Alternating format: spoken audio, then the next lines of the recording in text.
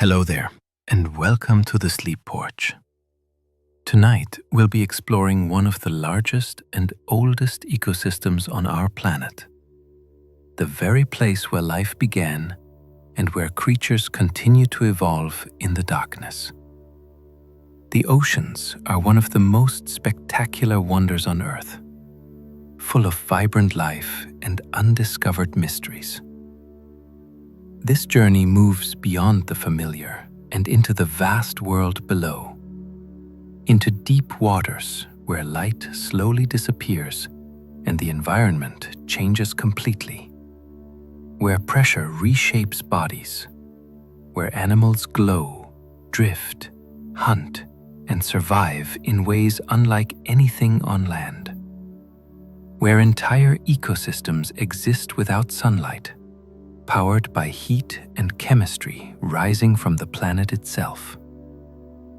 Beneath the surface lie towering underwater mountains, vast open plains, deep trenches, and silent migrations that unfold each night on a planetary scale. Much of this hidden world has never been seen with human eyes, yet it quietly shapes life across the entire Earth. What follows is an invitation into that unseen ocean. Its strange and remarkable creatures, the forces that sculpt its depths, and the reasons it remains one of the greatest mysteries our planet still holds. If you enjoy these quiet journeys, I invite you to like, subscribe, or share a thought below.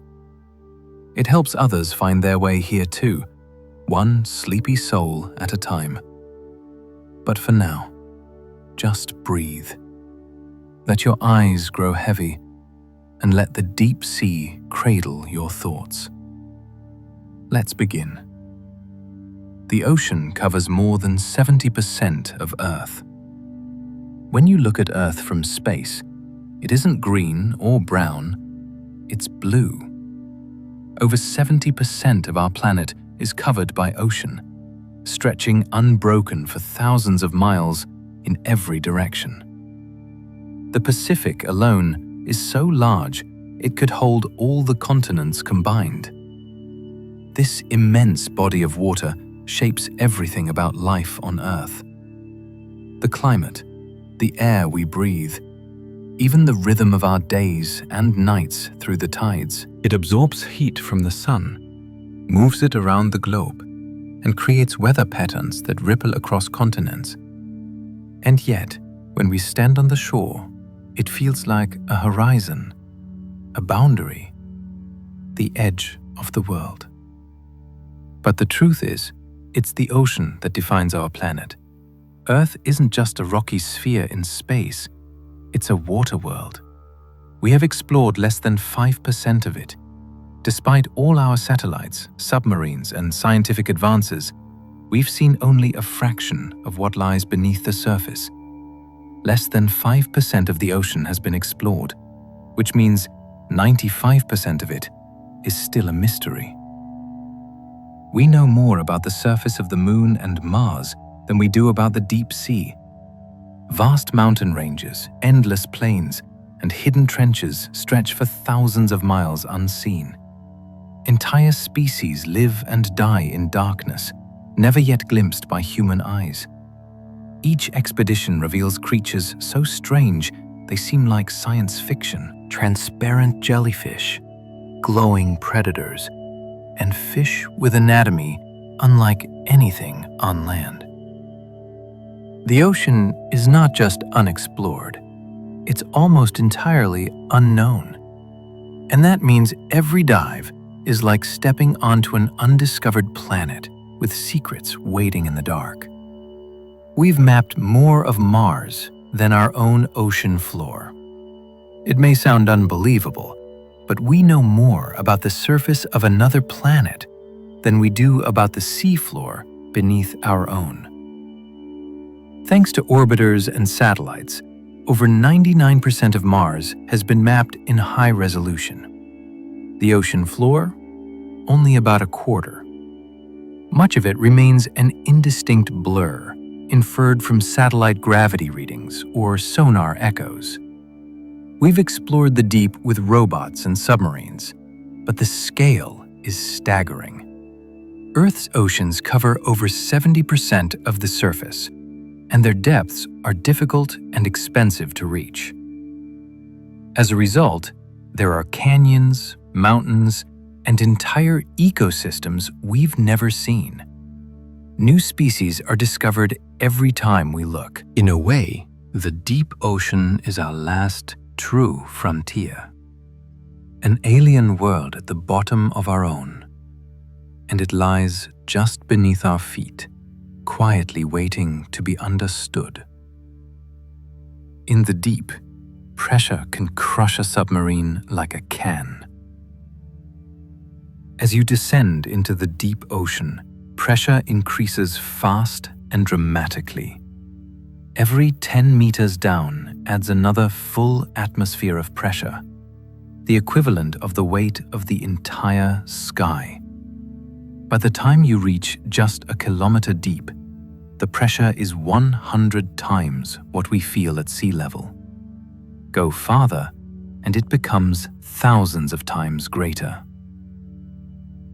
At the deepest trenches, the force is more than 8 tons per square inch, enough to crush steel, collapse submarines, and turn hollow objects into twisted wreckage. But astonishingly, life survives, even thrives under these extremes. Creatures down here are soft-bodied, boneless, and uniquely adapted. Their biology is shaped by compression. Their movement, slow and ghost-like. For us, this realm is lethal. For them, it's home. The crushing weight of the deep is one of its defining features, and one of its greatest mysteries. The ocean's deepest point could swallow Everest with room to spare. The Mariana Trench in the western Pacific Ocean holds the record for the deepest point on Earth. At its lowest measured spot, the Challenger Deep, the ocean plunges to nearly 11,000 meters. If you placed Mount Everest inside it, the peak would still lie more than 2 kilometers below the surface. This trench is not just deep, it's profoundly alien. Temperatures hover near freezing. The pressure is extreme. And yet, even here, life persists. Microbes thrive in the mud. Arthropods and strange fish flit through the dark, and we've only just begun to explore it. Fewer people have visited the Challenger Deep than have walked on the moon. Each descent requires precision engineering and nerves of steel. But with each journey, we learn more about the limits of life, the shape of the planet, and what waits at the bottom of the world. Life flourishes there without a single ray of sunlight. Sunlight is the engine of life on land and in the ocean's upper layers. But in the deep, light never comes. And yet, astonishingly, life continues without photosynthesis. Instead, deep-sea ecosystems run on chemosynthesis, a process where bacteria feed on chemicals like hydrogen sulfide, which bubble up from hydrothermal vents. These bacteria become the base of the food web, nourishing creatures that have never seen the sky. Some animals, like giant tube worms, don't even have mouths or digestive systems. Instead, they host bacteria inside their bodies and absorb energy directly from them. This partnership between microbe and host allows entire ecosystems to bloom in the dark. These strange, sumless communities have reshaped our understanding of biology and the possible conditions for life beyond Earth. If life can exist here, it might exist in the deep oceans of other worlds too. The ocean soundscapes are as complex as forests. When we think of the ocean, we often imagine silence. But to a hydrophone, an underwater microphone, the sea is alive with sound. Whales sing in deep, haunting tones that travel across entire oceans. Dolphins click and whistle. Shrimp snap their claws like underwater fireworks, and fish croak, grunt, or drum on their own bodies. Together, these voices create soundscapes as rich and layered as the calls of birds in a rainforest. The ocean is never truly silent. Sound travels farther and faster in water than in air, making it the primary language of the sea.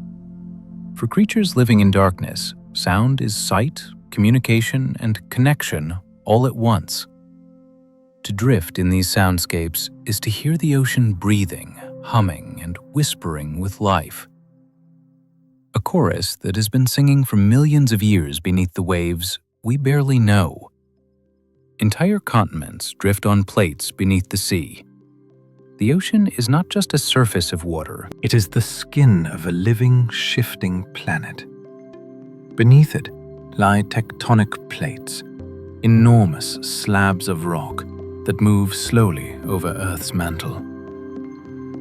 These plates carry entire continents with them, drifting a few inches each year. Over millions of years, they break apart, collide, and reshape the face of the Earth. Oceans open and close like slow breaths, and mountains rise from the sea. The Atlantic Ocean, for example, is still widening today as the plates on either side move apart. This drifting explains why fossils of the same species can be found on continents now separated by thousands of miles of ocean. To imagine continents floating on vast plates of stone is to see Earth as alive, always changing. The ocean is not just a boundary between lands, but the stage where worlds are formed. The ocean still holds mysteries we cannot yet imagine. For all our ships, satellites, and submarines, most of the ocean remains unexplored. More than 95% of it is still a mystery, a realm of darkness and pressure, where unknown creatures may drift unseen. Each expedition brings discoveries, new species, new landscapes, even new chemical processes. Yet the vast majority of the deep remains untouched by human eyes. Scientists believe we may have explored less of the ocean floor than the surfaces of Mars or the Moon. Deep within the abyss, there may be creatures shaped in ways we cannot yet imagine, and ecosystems unlike anything we currently understand.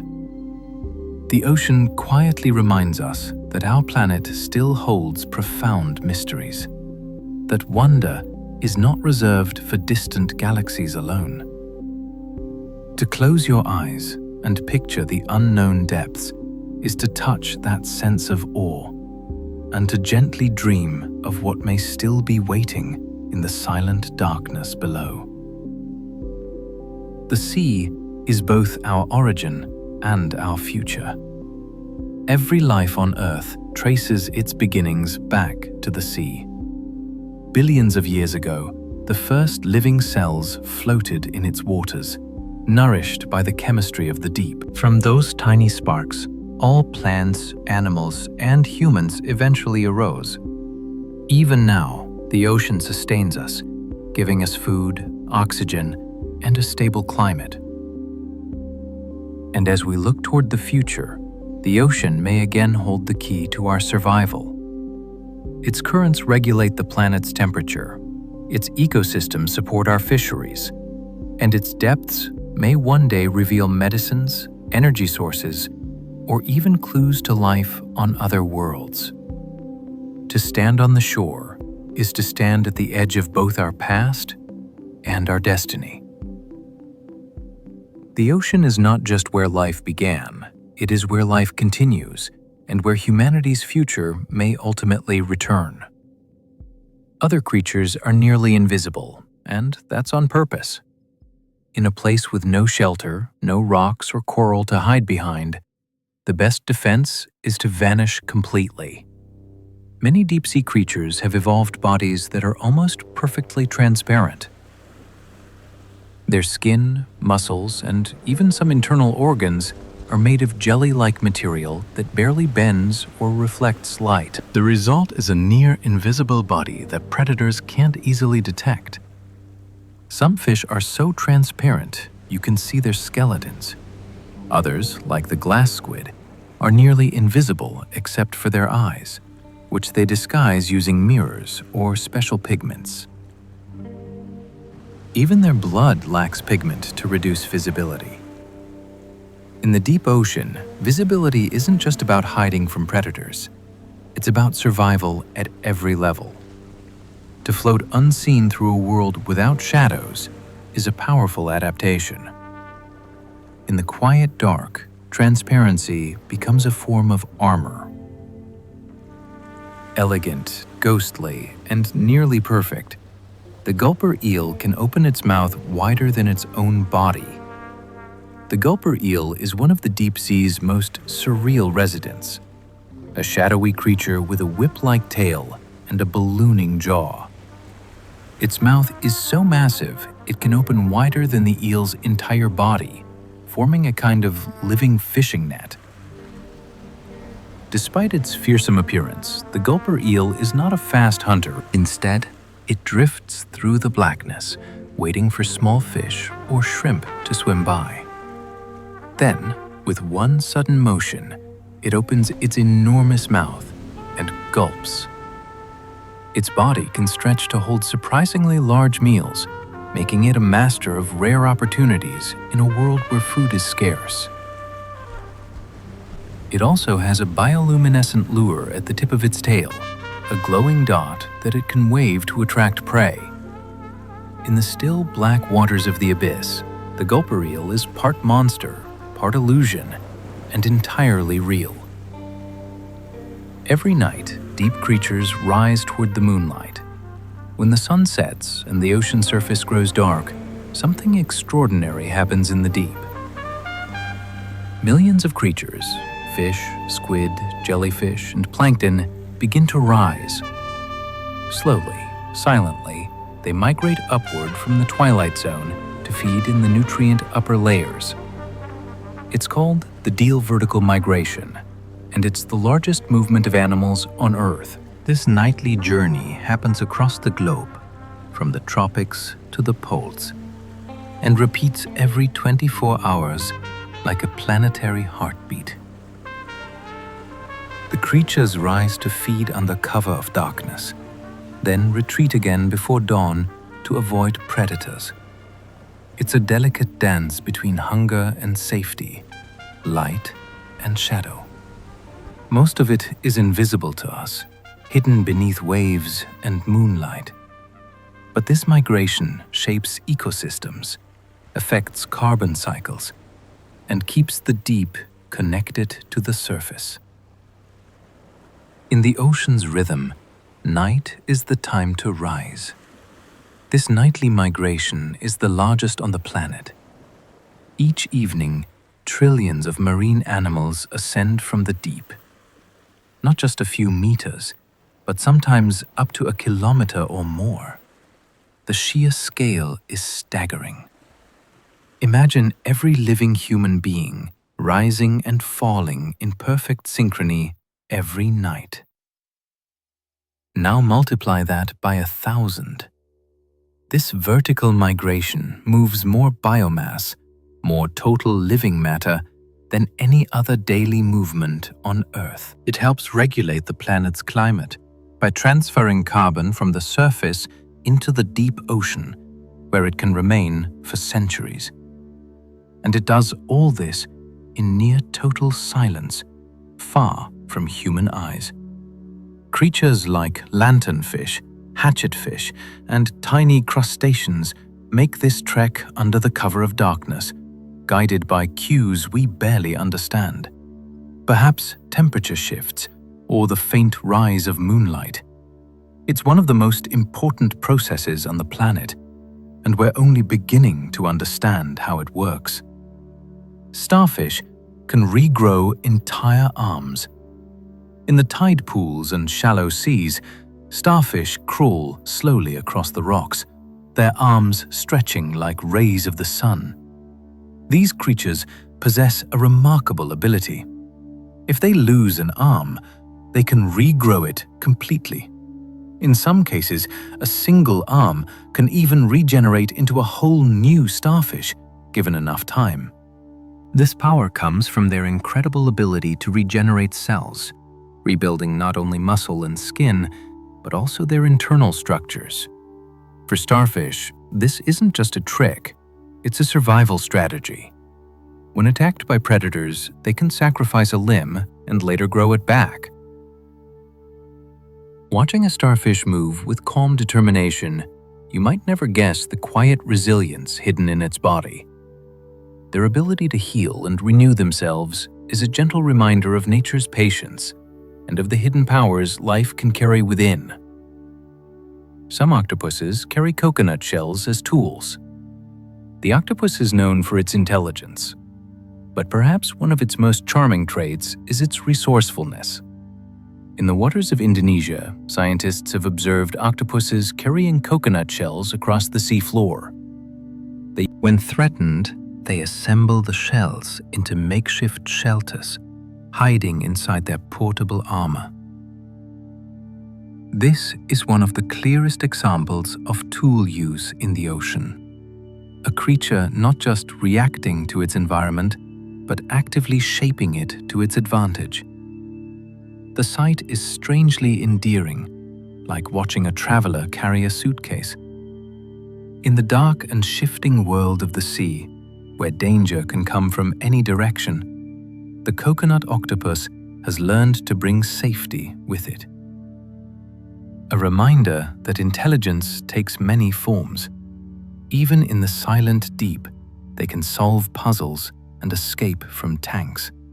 Octopuses are masters of problem solving. In aquariums around the world, keepers tell stories of octopuses that unscrew jar lids, lift latches, and even sneak out of their tanks at night.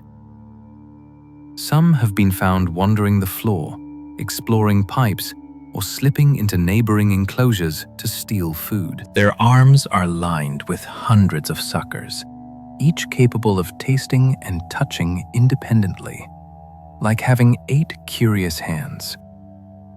But it's not just dexterity. Octopuses seem to think they learn from experience, remember solutions, and adapt to new challenges. Watching an octopus calmly twist open a jar to reach the crab inside can feel uncannily human. A quiet glimpse into a mind that is both unfamiliar and strangely relatable. In the stillness of their watery world, octopuses remind us that intelligence is not something we alone possess. It is a subtle thread woven throughout the ocean, expressed in forms we are only beginning to recognize and understand. An octopus even carries its own quiet wonders, with 3 hearts and blue blood flowing through its body. Another reminder of how beautifully different life beneath the waves can be.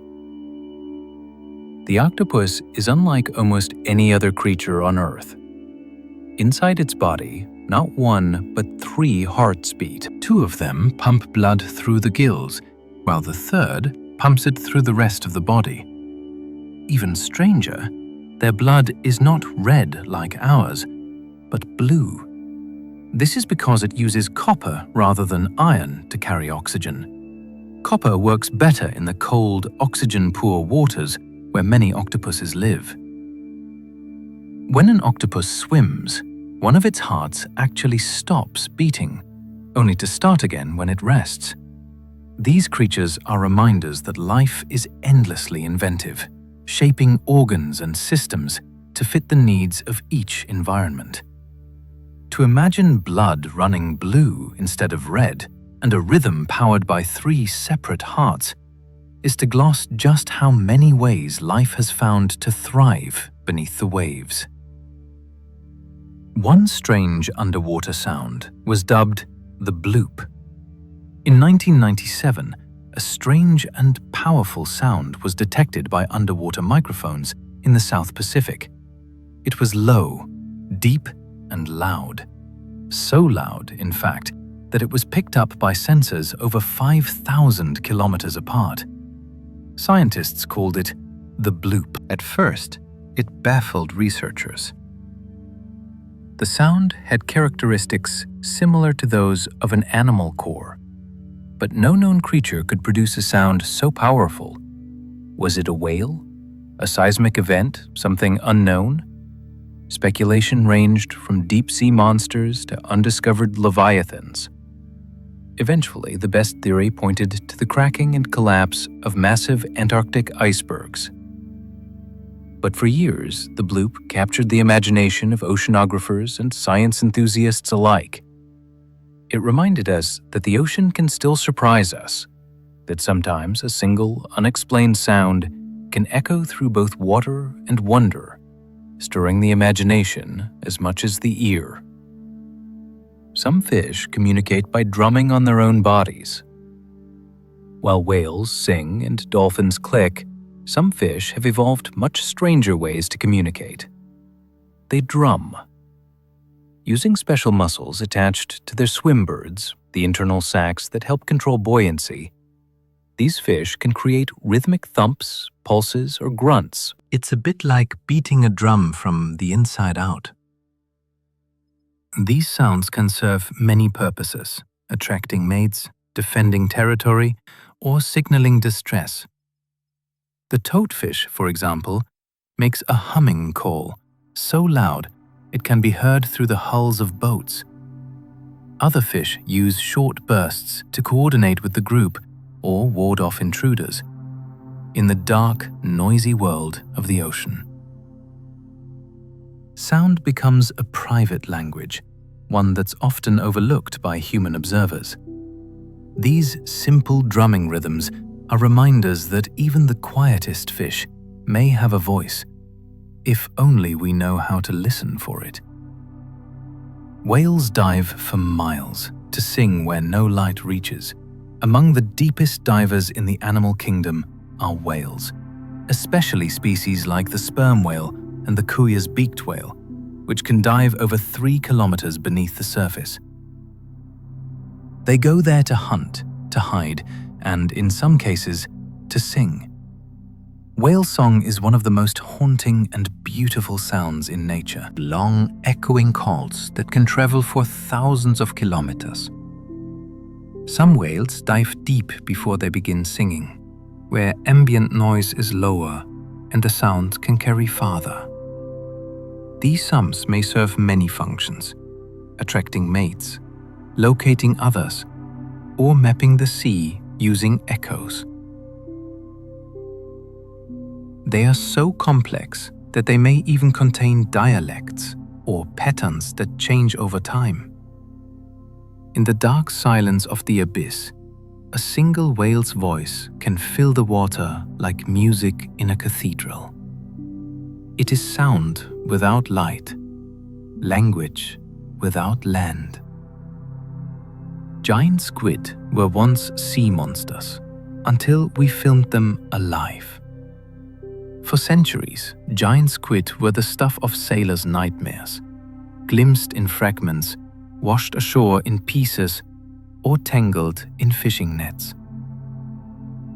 They were called kraken, leviathans, monsters of the deep.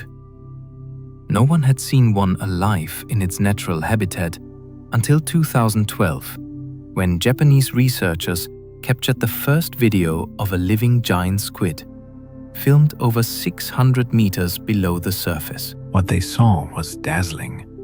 A sleek, graceful creature with shimmering skin and eyes the size of basketballs. Its arms moved like ribboned silk, trailing hundreds of tiny suction cups. It wasn't a monster. It was a mystery made real. The deep sea still holds many secrets, but the giant squid is no longer just a legend. We've seen it. And that glimpse confirmed what mariners had whispered for centuries, that something enormous waits in the dark. Reef-building corals are under threat from warming seas. As beautiful as coral reefs are, they are also fragile. Corals live in partnership with tiny algae that provide them with food and brilliant color.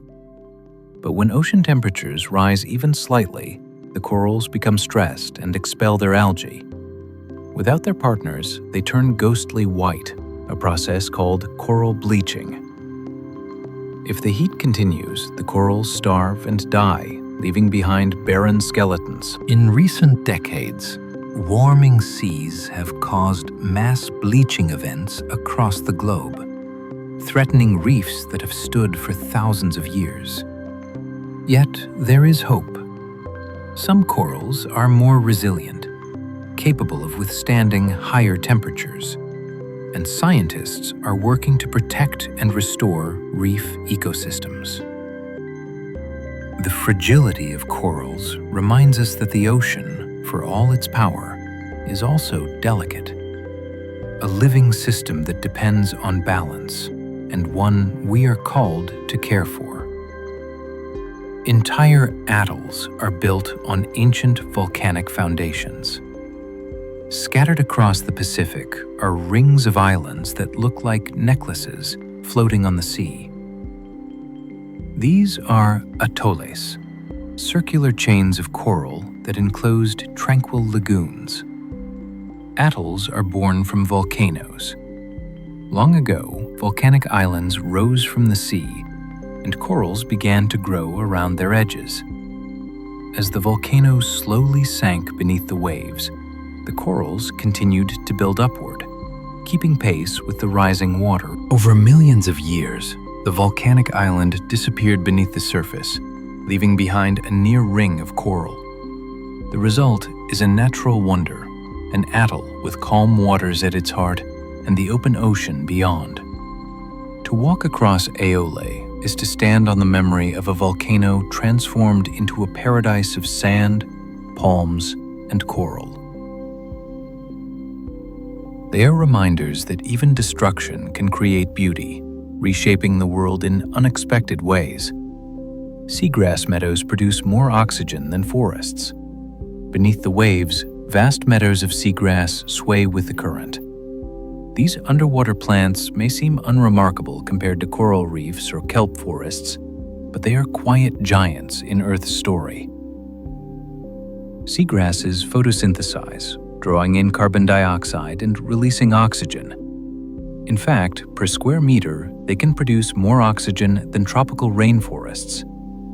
These meadows also act as nurseries, sheltering young fish, seahorses, and turtles among their waving blades. Their roots stabilize the sandy seabed, protecting coastlines from erosion. And they store huge amounts of carbon, locking it away in the sediment for centuries. Yet seagrass meadows are disappearing worldwide due to pollution and coastal development. Protecting them means protecting one of Earth's most important life support systems. To drift above a seagrass meadow is to float over a hidden forest, alive with movement, feeding the air we breathe and keeping our planet in balance. Mangroves protect coastlines from storms. Along tropical shores, mangrove forests stand with their roots tangled like intricate sculptures, half in the water and half on land. These remarkable trees are natural guardians of the coast. Their roots act like living barriers, absorbing the force of waves and storm surges, protecting inland communities from flooding and erosion. At the same time, they provide shelter for fish, crabs, and birds, forming rich ecosystems in the shallow water. Mangroves are also powerful carbon sinks, capturing and storing carbon dioxide in their soil and roots. Yet, like coral reefs, they are under threat from development and climate change. To walk among mangroves is to feel the meeting of land and sea, where trees grow in salt water and roots cradle entire ecosystems. They are protectors and providers, reminders that nature has its own defenses and that the ocean's edge is alive with resilience. Rivers and lakes exist at the bottom of the sea. It sounds impossible, but it's true. Under the sea, there are rivers and lakes, bodies of water within water. These strange features form when dense, salty brine gathers in depressions on the sea floor. Because the brine is heavier than the surrounding seawater, it doesn't mix easily. Instead, it forms shimmering, slow-moving pools with visible shorelines, currents, and even waterfalls. Some are surrounded by mussels and tube worms. Others are eerily still, with toxic chemistry that few organisms can survive. Divers and submarines that approach often report a surreal sight, the sensation of flying over a separate sea. These lakes can be tens of meters deep and hundreds wide, complete with waves and ripples. It's a layered world within a world, like a secret ocean hiding inside another. In the deepest reaches of Earth, water doesn't always behave the way we expect. Some undersea pools are so salty they're toxic. At certain depths, the ocean hides something astonishing. Brine pools, where salt concentrations are so high that the water becomes heavier than the sea around it. These pools can be several times saltier than normal seawater, forming dense lakes on the seafloor that don't mix with the ocean above. The chemistry inside is often lethal to most marine life, lacking oxygen, laced with hydrogen sulfide, and nearly still. Some creatures have adapted to live at the pool's edges, but any fish that wanders too far inside may never come out. Submersibles that explore these pools describe eerie underwater shorelines, complete with rippling surfaces and even waterfalls. The sight of a lake beneath the sea, complete with its own tides and shores, is one of the most surreal discoveries in oceanography. These toxic pools are quiet reminders that the deep doesn't always follow the rules of water. The sea floor isn't flat. It's full of sunken valleys and towering cliffs.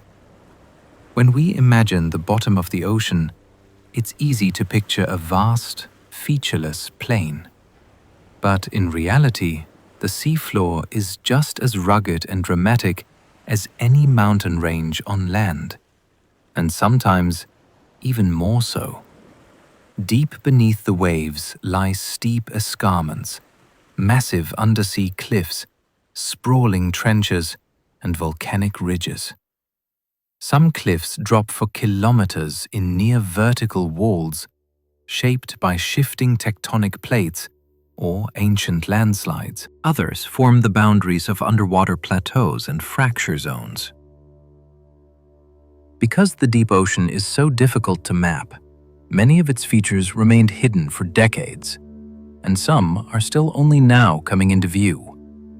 Like the continents above, the seafloor bears the marks of deep geological time, shaped, broken, and renewed by forces that never truly rest. Every valley tells a story of collapse or transformation. Every ridge holds a frozen memory of fire. Even in places where sunlight has never touched, the quiet power of Earth continues its work. Abyssal plains stretch across the ocean like endless deserts. Far below the surface, between 3 and 6 kilometers deep, lie the abyssal plains, vast, flat expanses that cover more than half of the ocean floor. These plains are some of the flattest regions on Earth, formed by the slow settling of sediments over millions of years.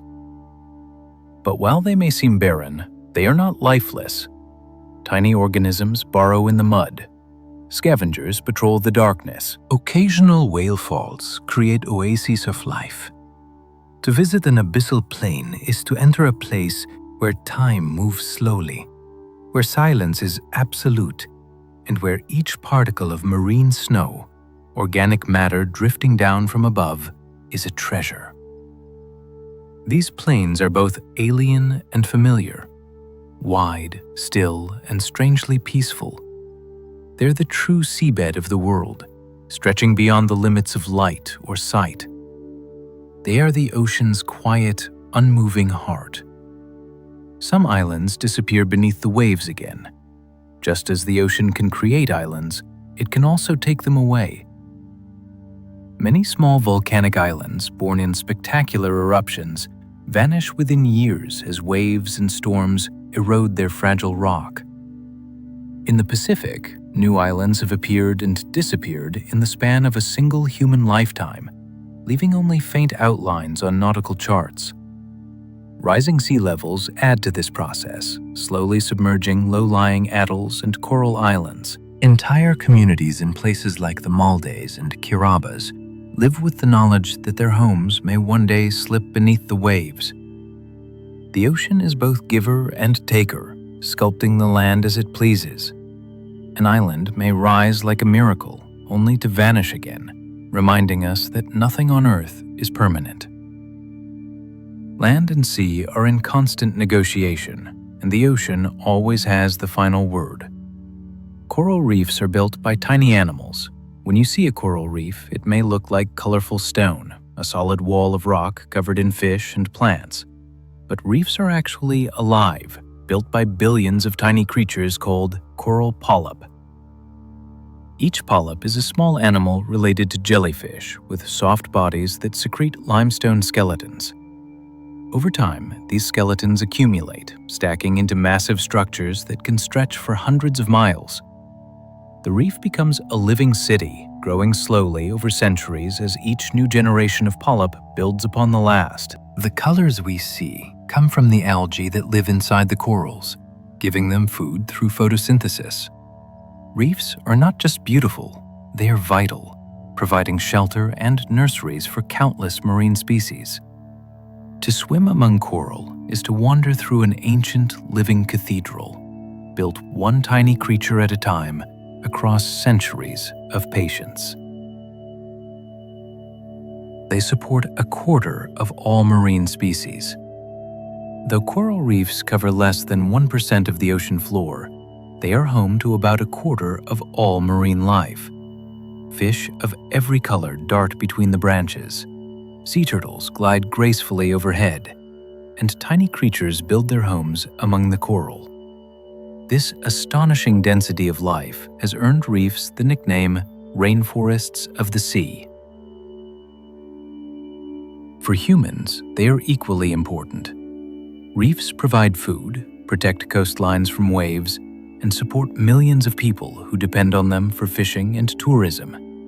Yet they are fragile, threatened by warming waters and pollution. When corals die, entire ecosystems can collapse, leaving silence where once there was life.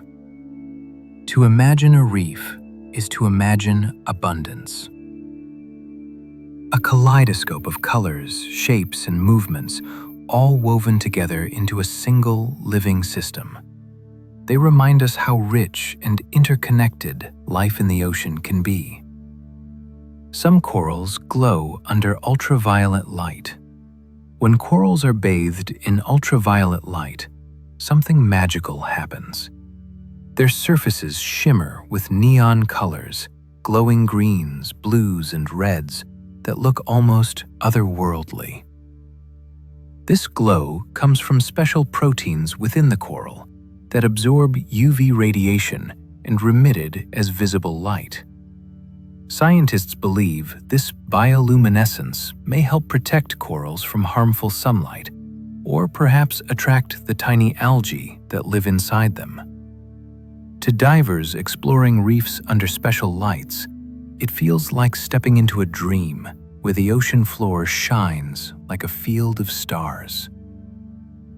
These glowing corals are not just beautiful, they hold secrets that may one day help humans develop new medicines and technologies.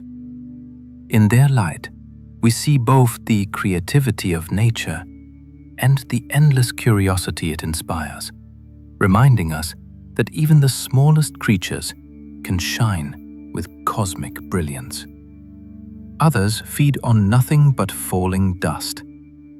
Many deep-sea creatures don't hunt, chase, or bite. Instead, they wait. They feed not on other animals, but on tiny particles drifting down from the upper ocean. A slow, steady rain of organic matter known as marine snow. These particles are the remains of dead plankton, tiny fecal pellets, discarded exoskeletons, and other microscopic debris. Though each flake is nearly weightless, together they form the primary food source for vast regions of the sea floor. Sea cucumbers, brittle stars, crabs, and deep-dwelling worms sift through this sediment like scavengers in a cosmic snowfall. In some regions, entire ecosystems are sustained by this delicate stream of nutrients. Life here moves slowly, conserving energy, making the most of every particle. In the deep, there are no fast meals, only patience, and the knowledge that even the smallest speck can be a feast. Marine snow drifts down like an eternal ghostly blizzard. Imagine a snowfall that never melts, not of ice, but of organic dust. In the deep sea, marine snow is a constant slow-motion blizzard. Tiny flakes of dead plankton, algae, fish scales, mucus, and microscopic waste drift endlessly downward from the sunlit surface. Most flakes are barely visible. Some clump together, forming delicate webs or pellets. They can take weeks or even months to reach the bottom. But for deep-sea creatures, marine snow is life. It delivers nutrients to places where nothing grows, linking the surface world to the abyss in a kind of invisible food chain. Some animals filter it from the water as it falls. Others graze the seafloor, collecting what settles there. It may seem unremarkable, but this soft, silty snowfall is one of the most important biological processes on Earth, connecting life across layers of depth and time. A whale fall feeds life for decades in the deep. When a whale dies and its body sinks to the bottom of the ocean, something extraordinary happens. That carcass, sometimes weighing over 30 tons, becomes a vast temporary ecosystem known as a whale fall. For decades, layer by layer, life moves in.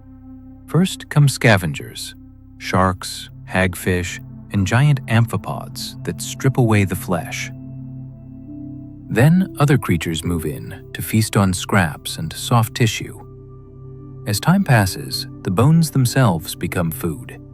Bacteria that feed on fats within the bones release chemicals like hydrogen sulfide, attracting chemosynthetic worms and mollusks, the same kinds of life seen at hydrothermal vents.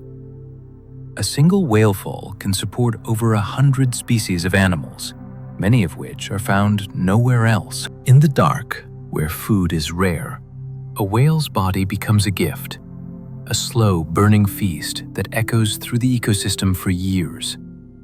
Some creatures eat bones and nothing else. Deep in the ocean, where meat is scarce and survival is hard, a few creatures have evolved to do the unthinkable. They eat bones. The most famous of these is the Ostax worm, also known as the bone-eating zombie worm. It has no mouth, no stomach, and no eyes. Instead, it drills into the bones of fallen whales using acid, then absorbs the nutrients inside. To do this, it relies on symbiotic bacteria that help it digest fats and collagen. These worms grow root-like tendrils that anchor into the bone while feathery plumes extend from their bodies to extract oxygen from the water. They are delicate, ghostly, and oddly beautiful, a perfect example of life adapted to extremes. In a world where food arrives once in a generation, nothing is wasted. even bones become a banquet. Even decay becomes life. The Southern Ocean encircles Antarctica with endless winds. At the bottom of the world lies a restless ocean unlike any other. The Southern Ocean circles Antarctica completely unbroken by continents. Because of this, its currents can race all the way around the globe, creating the strongest continuous flow of water on Earth. These currents connect the Atlantic, Pacific, and Indian Oceans, mixing their waters and regulating Earth's climate. The winds above the Southern Ocean are equally powerful, whipping the seas into towering waves that crash against the icy continent. Despite the harshness, life thrives here, from vast colonies of penguins to pods of orcas and humpback whales. The Southern Ocean is a reminder that even at the planet's edge, where cold and wind seem unrelenting, the sea remains alive, circling endlessly. It is like a grid belt of water and air, binding Earth's oceans into a single living system that never stops moving. The Arctic Ocean is covered by shifting ice. The smallest of Earth's oceans, the Arctic, is capped by a vast sheet of floating sea ice. This frozen lid is never still. It cracks, drifts, and reforms with the seasons, creating a shifting, ever-changing landscape. In summer, the ice retreats, opening passages of water and exposing hidden ecosystems beneath. In winter, it expands again, stretching into a frozen desert. Beneath the ice, life carries on in quiet resilience. Plankton bloom in the sunlight, filtering through the ice. Fish glide below, and seals hunt in the cold, silent dark. Polar bears wander across the frozen surface, depending on the ice to hunt. As the climate warms, the Arctic Ocean is changing faster than almost any other place on Earth. The melting ice is a reminder that this frozen sea is not eternal. It is fragile, shifting, and deeply connected to our world's future. The ocean's surface hides mountain peaks taller than the Alps. The ocean may look flat and endless from above, but beneath its surface lie mountains taller than the Alps. Seamounts, underwater mountains formed by volcanic activity, rise thousands of feet from the seafloor. Many never reach the surface, their peaks hidden just below the waves. Some are higher than Mount Rainier, yet completely invisible from land. These seamounts create unique ecosystems as currents swirl around them, bringing nutrients that attract fish, corals, and whales. Entire communities form in these hidden places, thriving in the shadow of underwater peaks. To think that such towering mountains exist, unseen beneath the waves, is humbling. They remind us that most of Earth's wonders remain hidden from sight. The next time you gaze at the horizon, remember just below that calm surface, peaks taller than alpine summits rise silently through the deep, unseen and unknown. Some trenches are so deep they could swallow Mount Everest. The ocean is home to immense chasms that make even the greatest mountain seem small. The Mariana Trench, the deepest known, plunges nearly 7 miles beneath the surface. If Mount Everest were placed inside, its peak would still be submerged by more than a mile of water. These trenches are formed where tectonic plates collide, forcing one beneath the other into the Earth's mantle. They are some of the most extreme environments on the planet: dark, cold, and under crushing pressure. Yet even here, life exists. Strange organisms cling to the rocks, feeding on nutrients that drift down from above or emerge from deep within the earth. These trenches are not just scars on the sea floor, but doorways into the unknown. To imagine their depth is to imagine standing at the base of Everest and still looking up through miles of dark water. Cold and darkness seem to stretch time for living things. In the deep ocean, life moves to a different rhythm. Temperatures often remain just above freezing, and light never reaches beyond a certain depth. These conditions reshape existence itself, especially the pace of time.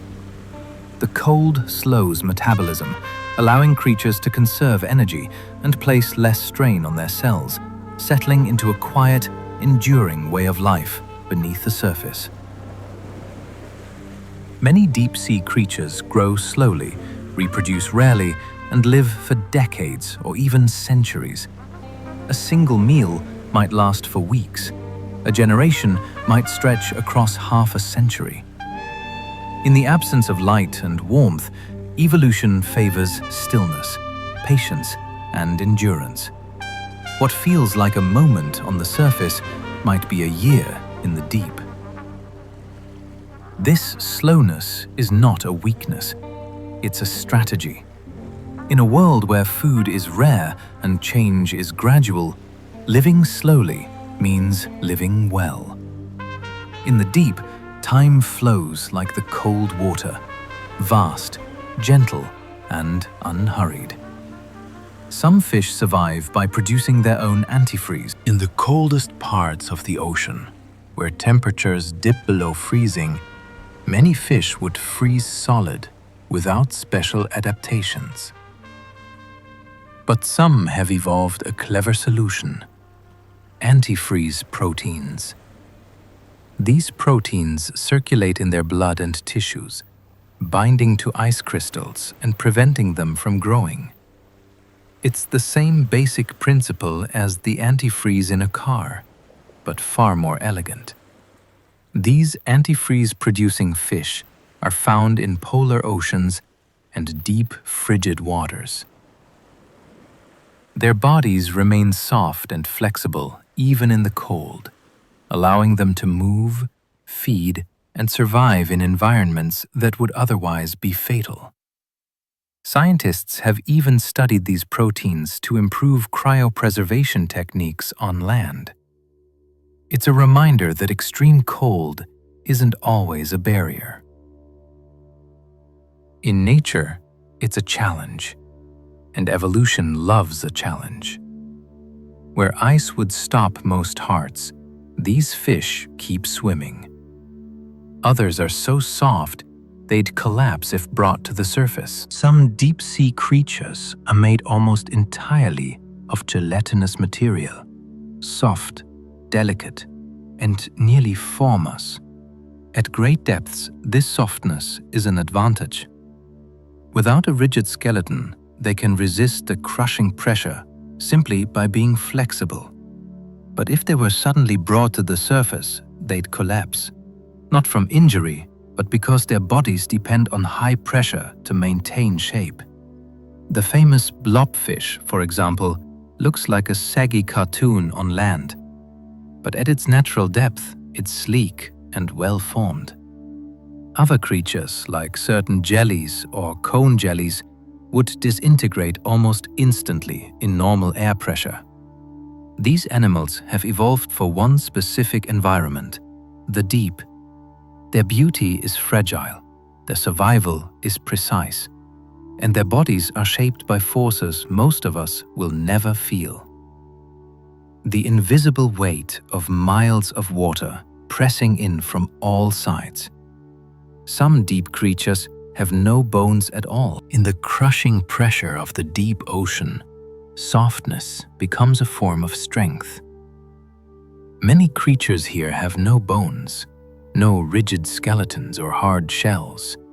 Instead, they're made of soft tissues, cartilage, or gelatinous material that can bend and flex with the water around them. This makes them incredibly pressure tolerant. While a bony body might crack or collapse, these creatures simply compress and expand as needed. Some look like drifting ghosts. Others resemble ribbons, umbrellas, or glass sculptures. Their softness isn't a flaw, it's an exquisite adaptation. Even fish that do have skeletons often have lightweight, flexible bones, or reduced structures that give them more mobility and less fragility. In the deep, structure is secondary. Survival means yielding to the environment, moving with the currents, and staying quiet in the dark. These soft-bodied wonders remind us that vulnerability can also be resilience. Entire ecosystems exist with no sunlight ever. Most of life on Earth depends on sunlight. Plants capture it, animals eat the plants, and the cycle continues. But deep in the ocean, far beyond the reach of even the faintest ray, entire ecosystems exist in complete and permanent darkness. These aren't just a few stray species.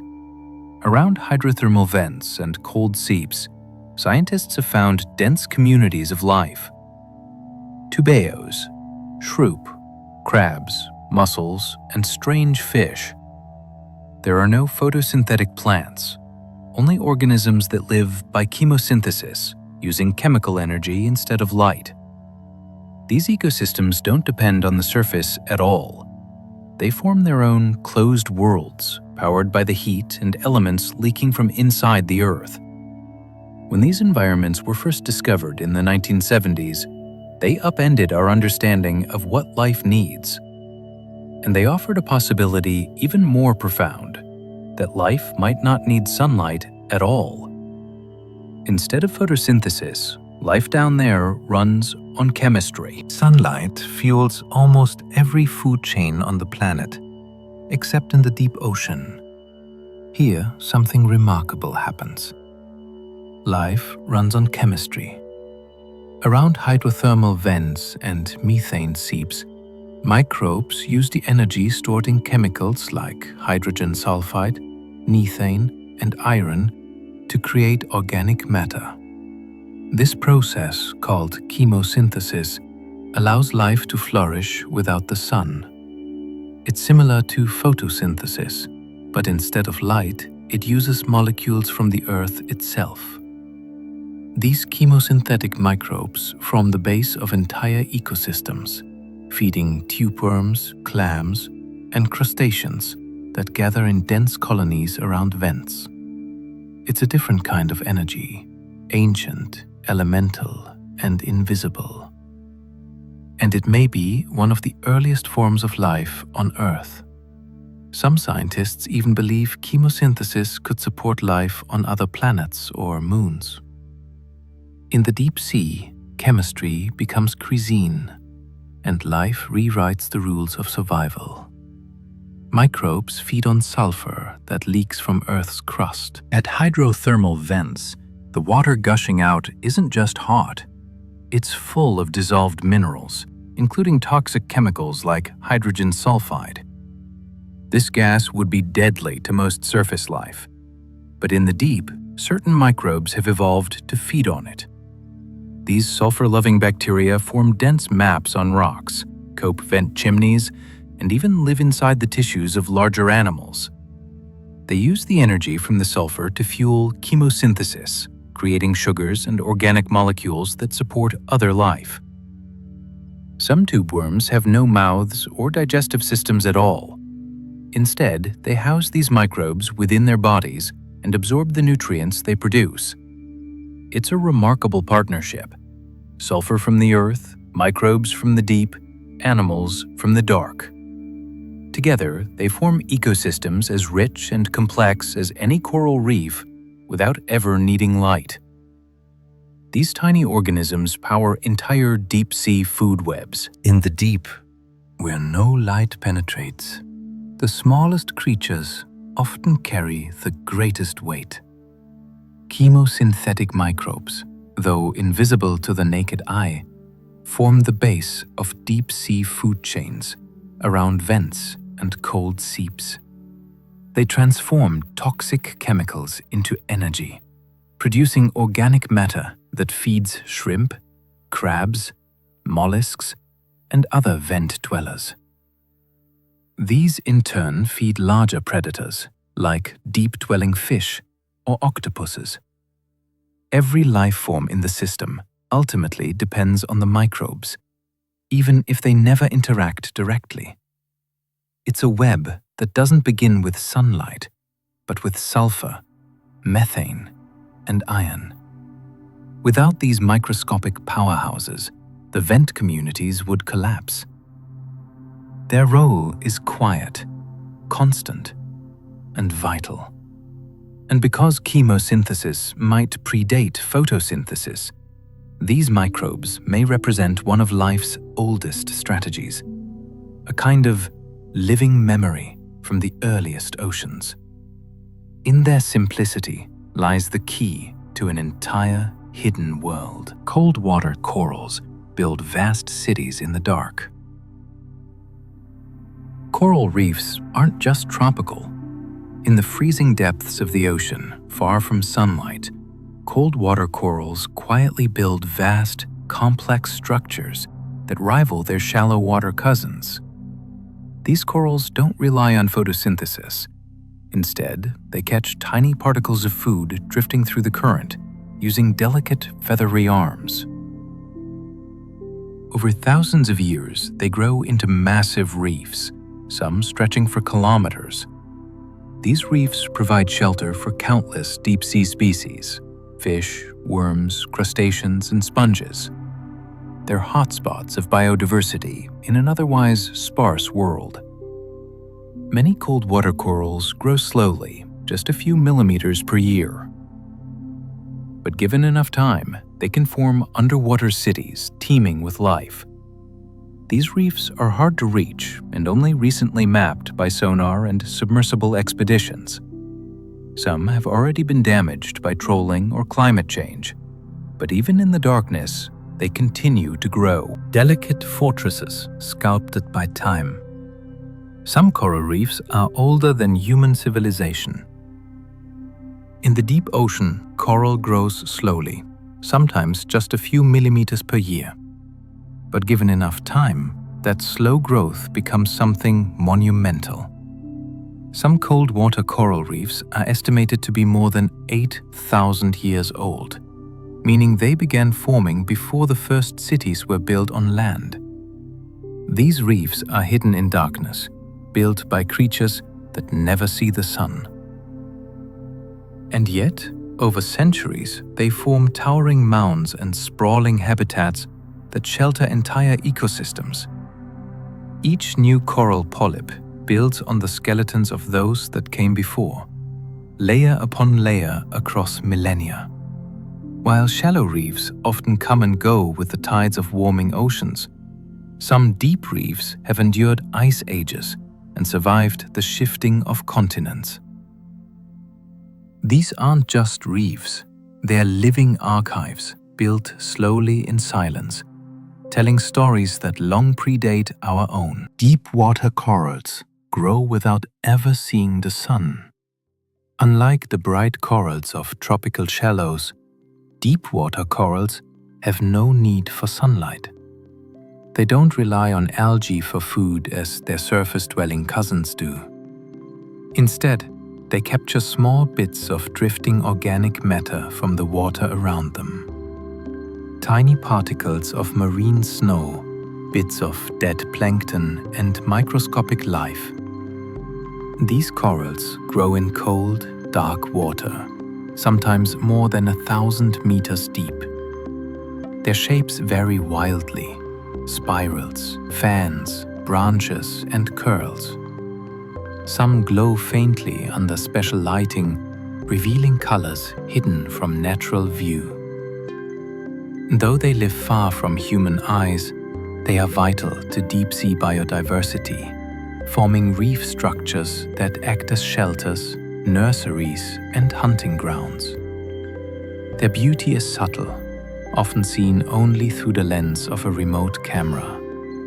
But it's there, intricate, delicate, and undiminished by darkness. New coral reefs are still being found today. With all our technology, it might seem like we've already discovered most of what Earth has to offer.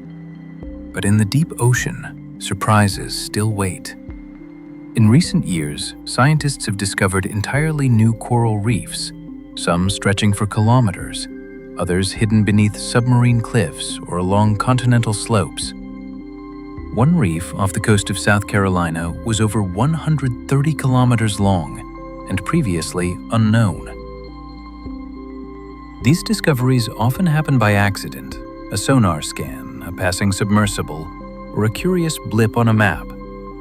The deep is vast and largely unexplored, so it's likely that many reefs and the life they support remain unseen. With each new reef comes new questions.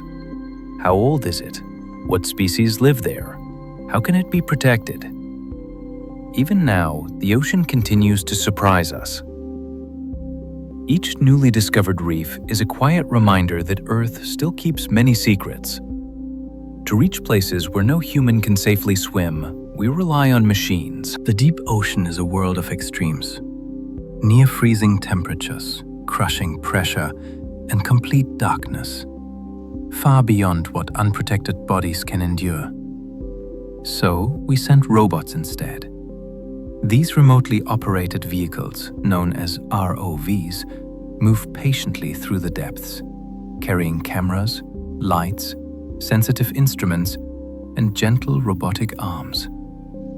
Through them, we are able to witness a hidden world, exploring carefully and respectfully, where human presence cannot yet reach. Piloted from ships at the surface, they can dive for hours or even days, transmitting real-time video and data from miles below. Some can hover above vents. Others collect samples, measure temperature, or map terrain with sonar. They've been used to discover new species, study deep-sea ecosystems, and even locate shipwrecks lost for centuries. The footage they return is often breathtaking. Glowing jellies, towering coral, volcanic landscapes. These robots don't just extend our reach, they extend our imagination in a world we cannot visit ourselves. They go in our place, eyes in the dark, explorers of the unseen. Some drones dive for hours, beaming back glimpses of the unknown. Many of today's deep-sea drones are autonomous, meaning they don't need constant human control. These AUVs, autonomous underwater vehicles, follow programmed paths, gliding through the ocean in search of data. Some map the seafloor in high resolution, others measure temperature, salinity, or chemical signatures in the water. Equipped with cameras, lights, and sensors, they can drift through the abyss for hours, even days, sending their findings back via satellite when they return. These drones can explore tight spaces, follow currents, and enter regions that would be too risky for human divers or tethered robots. They found hydrothermal vents, coral gardens, and entire ecosystems we didn't know existed. And with every mission, they teach us something new. In the deep, where even light cannot go, machines carry our curiosity, quietly charting a world we've only just begun to understand. A few submarines can carry humans to the ocean's abyss.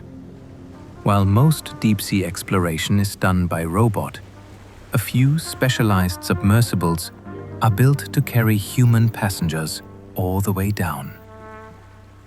These vessels are shaped like reinforced spheres, able to withstand crushing pressures many kilometers below the surface. Inside, explorers sit shoulder to shoulder in cramped darkness, peering through tiny windows or watching live feeds from cameras outside. The experience is quiet, surreal, and otherworldly. A slow descent into cold silence. Only a handful of humans have ever visited the Challenger Deep, the deepest known point in Earth's oceans. Most descents last several hours, with only minutes spent on the sea floor. But what's seen there leaves a lasting mark. alien landscapes, strange creatures, and the inescapable sense of isolation. These man dives are rare and dangerous, but also deeply human. In a world mostly beyond our reach, sometimes we still choose to go in person. In 1960, two people reached the deepest part of the ocean. On January 23, 1960, oceanographer Jacques Piccard and U.S. Navy Lieutenant Don Walsh descended into the Challenger Deep, the deepest known part of the world's oceans. Their vehicle was the Trieste, a deep-diving research bathing scarf built like a reinforced steel balloon. It took them nearly 5 hours to reach the bottom, over 10,000 meters below the surface. Down there, they found total darkness, crushing pressure, and surprisingly, signs of life. Though their visibility was limited, they reported seeing flatfish and shrimp-like creatures. They stayed on the seafloor for just 20 minutes before beginning the long journey back up. No one had ever gone that deep before, and no one would again for more than 50 years. Their quiet dive into the deepest part of Earth marked a turning point in human exploration, a moment when courage met the unknowable and didn't turn back. Their vessel was called the Trieste, and it survived the crushing dark. The Trieste was unlike any other submarine ever built. Its most important feature was its pressure sphere, a thick steel capsule just large enough to hold two people, suspended beneath a massive tank filled with gasoline for buoyancy. At the bottom of the ocean, the pressure exceeds 8 tons per square inch, enough to crush most submarines like paper. But the Trieste held firm. Its descent was slow, its windows tiny, and its interior claustrophobic.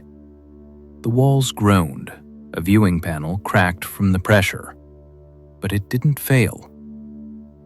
When Piccard and Walsh reached the bottom, they stirred up so much sediment that they couldn't see outside. Only the faint glow of their lights swallowed by swirling darkness. Still, they had made it. The Trieste proved that humans could go deeper than ever imagined. And for a long time, it remained the only vessel to do so. Fewer people have visited the Challenger Deep than the Moon. As of today, fewer than 20 people have ever visited the Challenger Deep, the deepest known point in Earth's oceans. In contrast, 12 astronauts walked on the Moon during the Apollo missions. The Challenger Deep is more remote, more hostile, and harder to reach than outer space. In many ways, the crushing pressure, total darkness, and extreme isolation make each descent a monumental engineering and psychological challenge. For decades after the Trieste's dive, no one returned. Then in 2012, filmmaker James Cameron completed a solo dive to the bottom, becoming the first person to go alone. In the years since, a handful of other missions have followed, each revealing something new. But still, it remains one of the least visited places on Earth. A pit in the planet, so deep, so silent, that most of it is still untouched. A kind of underwater lunar surface. Today's explorers use cameras, lights, and robotic arms. Modern deep-sea exploration blends technology and precision.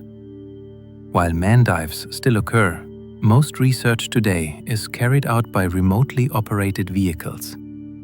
ROV, robotic explorers, equipped with high-definition cameras, bright LED lights, and multi-jointed arms that can collect samples, place instruments, or even pick up fragile creatures without harming them.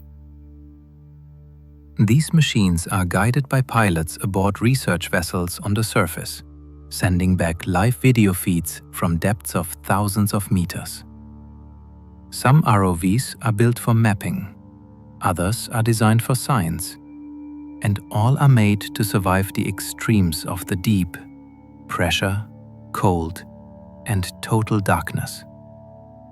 Their lights cut through the black like search beams, revealing coral forests, vent fields, or drifting jellies. And because they can stay down for hours or days, they give us a window into a world we could never see on our own. They are our eyes in the abyss. Every deep dive reveals something new and unexpected. One of the most exciting truths about deep ocean exploration is also the simplest. We always find something new. Every dive, whether by submersible, ROV, or autonomous drone, brings unexpected discoveries. Sometimes it's a strange new fish with fins like wings or jaws like traps. Sometimes it's a colony of deep-sea coral in a place no one thought they could grow. Sometimes it's a sound we can't explain, a chemical anomaly, or an ecosystem built around a volcanic vent we didn't know existed. Even after decades of exploration, the deep ocean continues to surprise us. In fact, scientists estimate that over 90% of deep-sea species remain undiscovered. Every descent is a kind of first contact, not with aliens from space, but with life from our own planet. In the dark, discovery is not rare. It's the roar. Many creatures found in the deep are still unnamed. In the deep ocean, discovery often comes faster than classification. Many of the animals captured on camera by deep-sea drones or collected during expeditions don't match anything we've seen before. Some resemble known species, but differ in shape, color, or size. Others are so strange that scientists don't even know where to place them. It can take years, even decades, to study a single specimen, compare its genes, and give it a formal name. In the meantime, researchers give them nicknames: Dumbo, octopus, psychedelic jelly, gummy squirrel. These placeholders remind us that we're still early in our understanding. The deep sea is full of creatures that science hasn't yet described. Animals that live and die without ever appearing in a textbook or database. For now, they drift unnamed, glowing and feeding in silence. But their stories are waiting to be told. The deep sea is Earth's final living frontier. We've explored mountaintops, deserts, and even the surface of the moon. But the deep sea remains Earth's least known realm. It stretches across more than half the planet's surface, yet most of it has never been seen. Not because it's unreachable, but because it's vast, dark, and difficult. It's a place where pressure crushes, light fades, and time slows. But it's also alive, pulsing with creatures that glow, drift, or burrow, many of which are still undiscovered. In this landscape of trenches, vents, and plains, life has adapted in ways we're only beginning to understand. The deep sea is not barren. It's brimming with secrets, some ancient, some utterly new.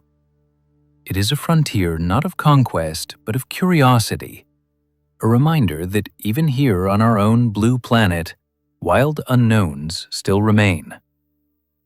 Mapping the ocean floor is one of science's greatest challenges. The surface of Earth's oceans covers more than 300 million kilometers, yet less than 1/4 of the seafloor has been mapped in high resolution.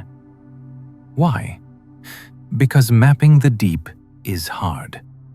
Satellites can't see through water, and sonar takes time.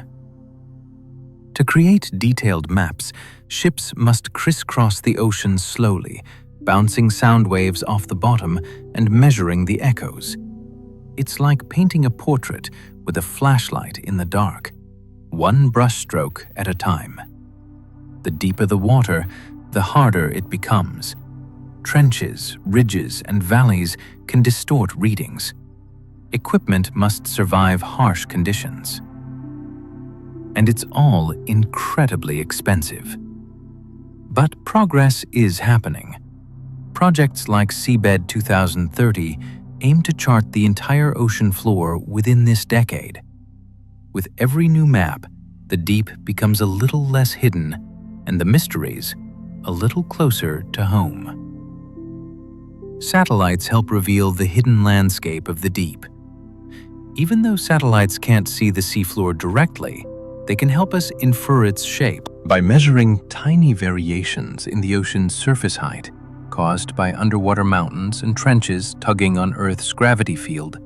Scientists can build low-resolution maps of the ocean bottom. For example, a seamount creates a slight bulge in the sea surface above it, just a few centimeters high. By stitching together satellite data over time, researchers can detect ridges, valleys, and other features no one has seen. These maps lack detail, but they're an essential first step guiding sonar surveys, ship expeditions, and robotic dives. In this way, space helps us understand the deep. Satellites orbit hundreds of kilometers above the planet, yet they whisper clues about places 11 kilometers below the waves. Sometimes the tools that look out into space also help us look back into Earth's own depths.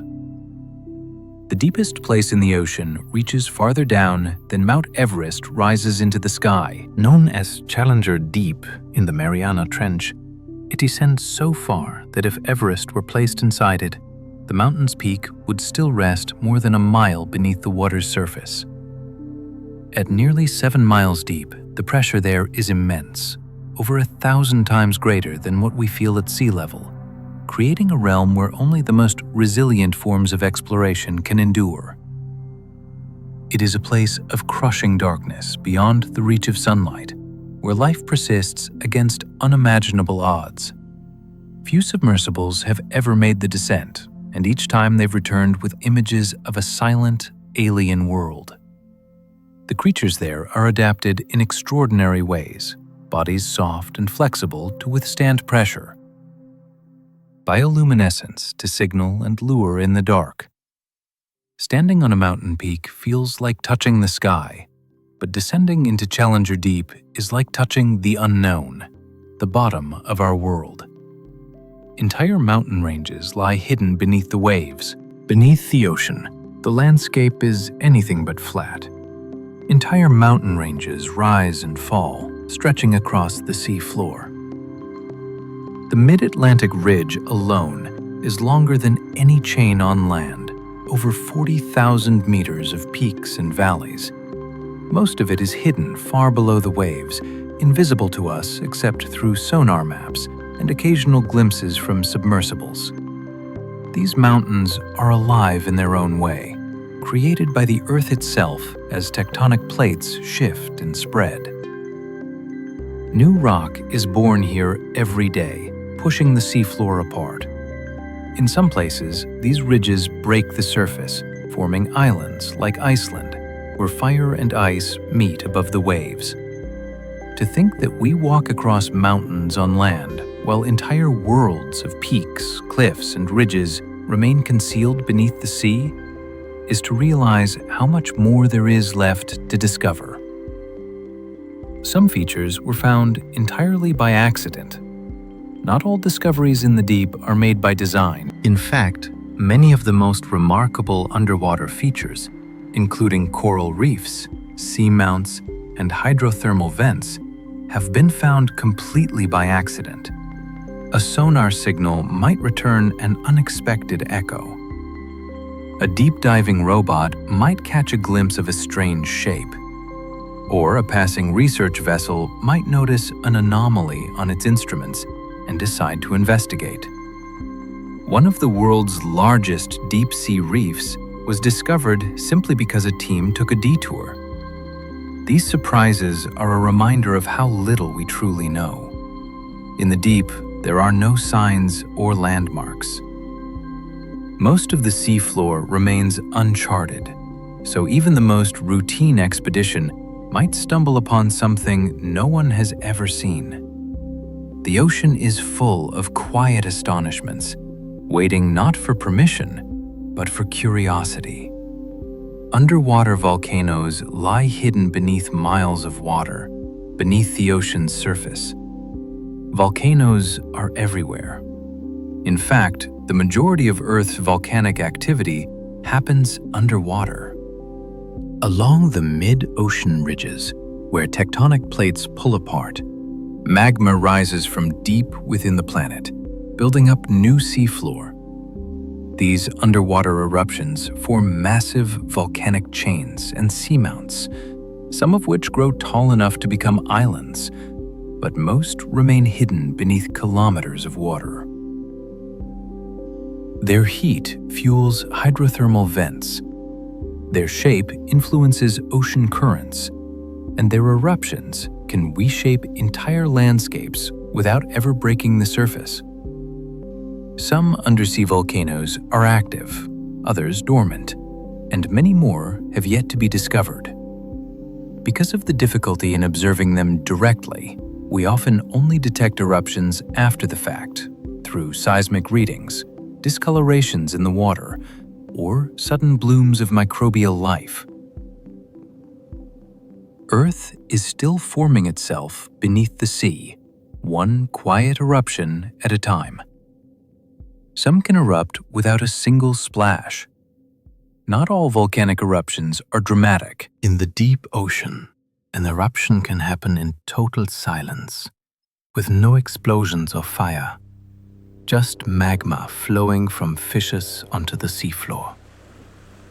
The immense water pressure suppresses steam and gas, muffling the blast. Instead of fountains of lava, these eruptions produce slow, creeping flows that cool rapidly into pillow-shaped rocks. Sometimes, these events go completely unnoticed, until a submersible stumbles upon the fresh formations, still warm and steaming. In other cases, sensors detect slight temperature changes or seismic tremors, hinting that something has occurred deep below. These quiet eruptions are incredibly common and essential. They build new crust, fuel hydrothermal vent systems, and provide heat and chemicals that support life in the abyss. In the deep, fire doesn't rage, it seeps. And in the darkness, Earth remakes itself without ever disturbing the surface above. Others slowly build giant domes of lava in the abyss. Not all volcanoes explode with fire. Some, deep beneath the sea, ooze lava so slowly that it forms enormous underwater domes. Smooth, bulbous mounds called lava pillows or submarine lava domes. These structures are built layer by layer as molten rock flows from deep fissures in the seafloor, spreads out, and quickly cools into rounded shapes under intense water pressure. Some domes span kilometers in diameter and rise hundreds of meters off the ocean floor, taller than skyscrapers, but invisible from above. Because they erupt slowly and silently, they can take decades to build, and they often go undetected until mapped by sonar or spotted by a passing submersible. These lava domes are the quiet architects of the ocean floor, slowly reshaping Earth's surface beneath miles of dark water. They remind us that creation doesn't always arrive with noise. Sometimes it rises in stillness. The seafloor is recycled by the Earth itself. Unlike the continents, which persist for billions of years, the ocean floor is constantly being created, destroyed, and recycled. At mid-ocean ridges, new crust is formed as magma rises and cools.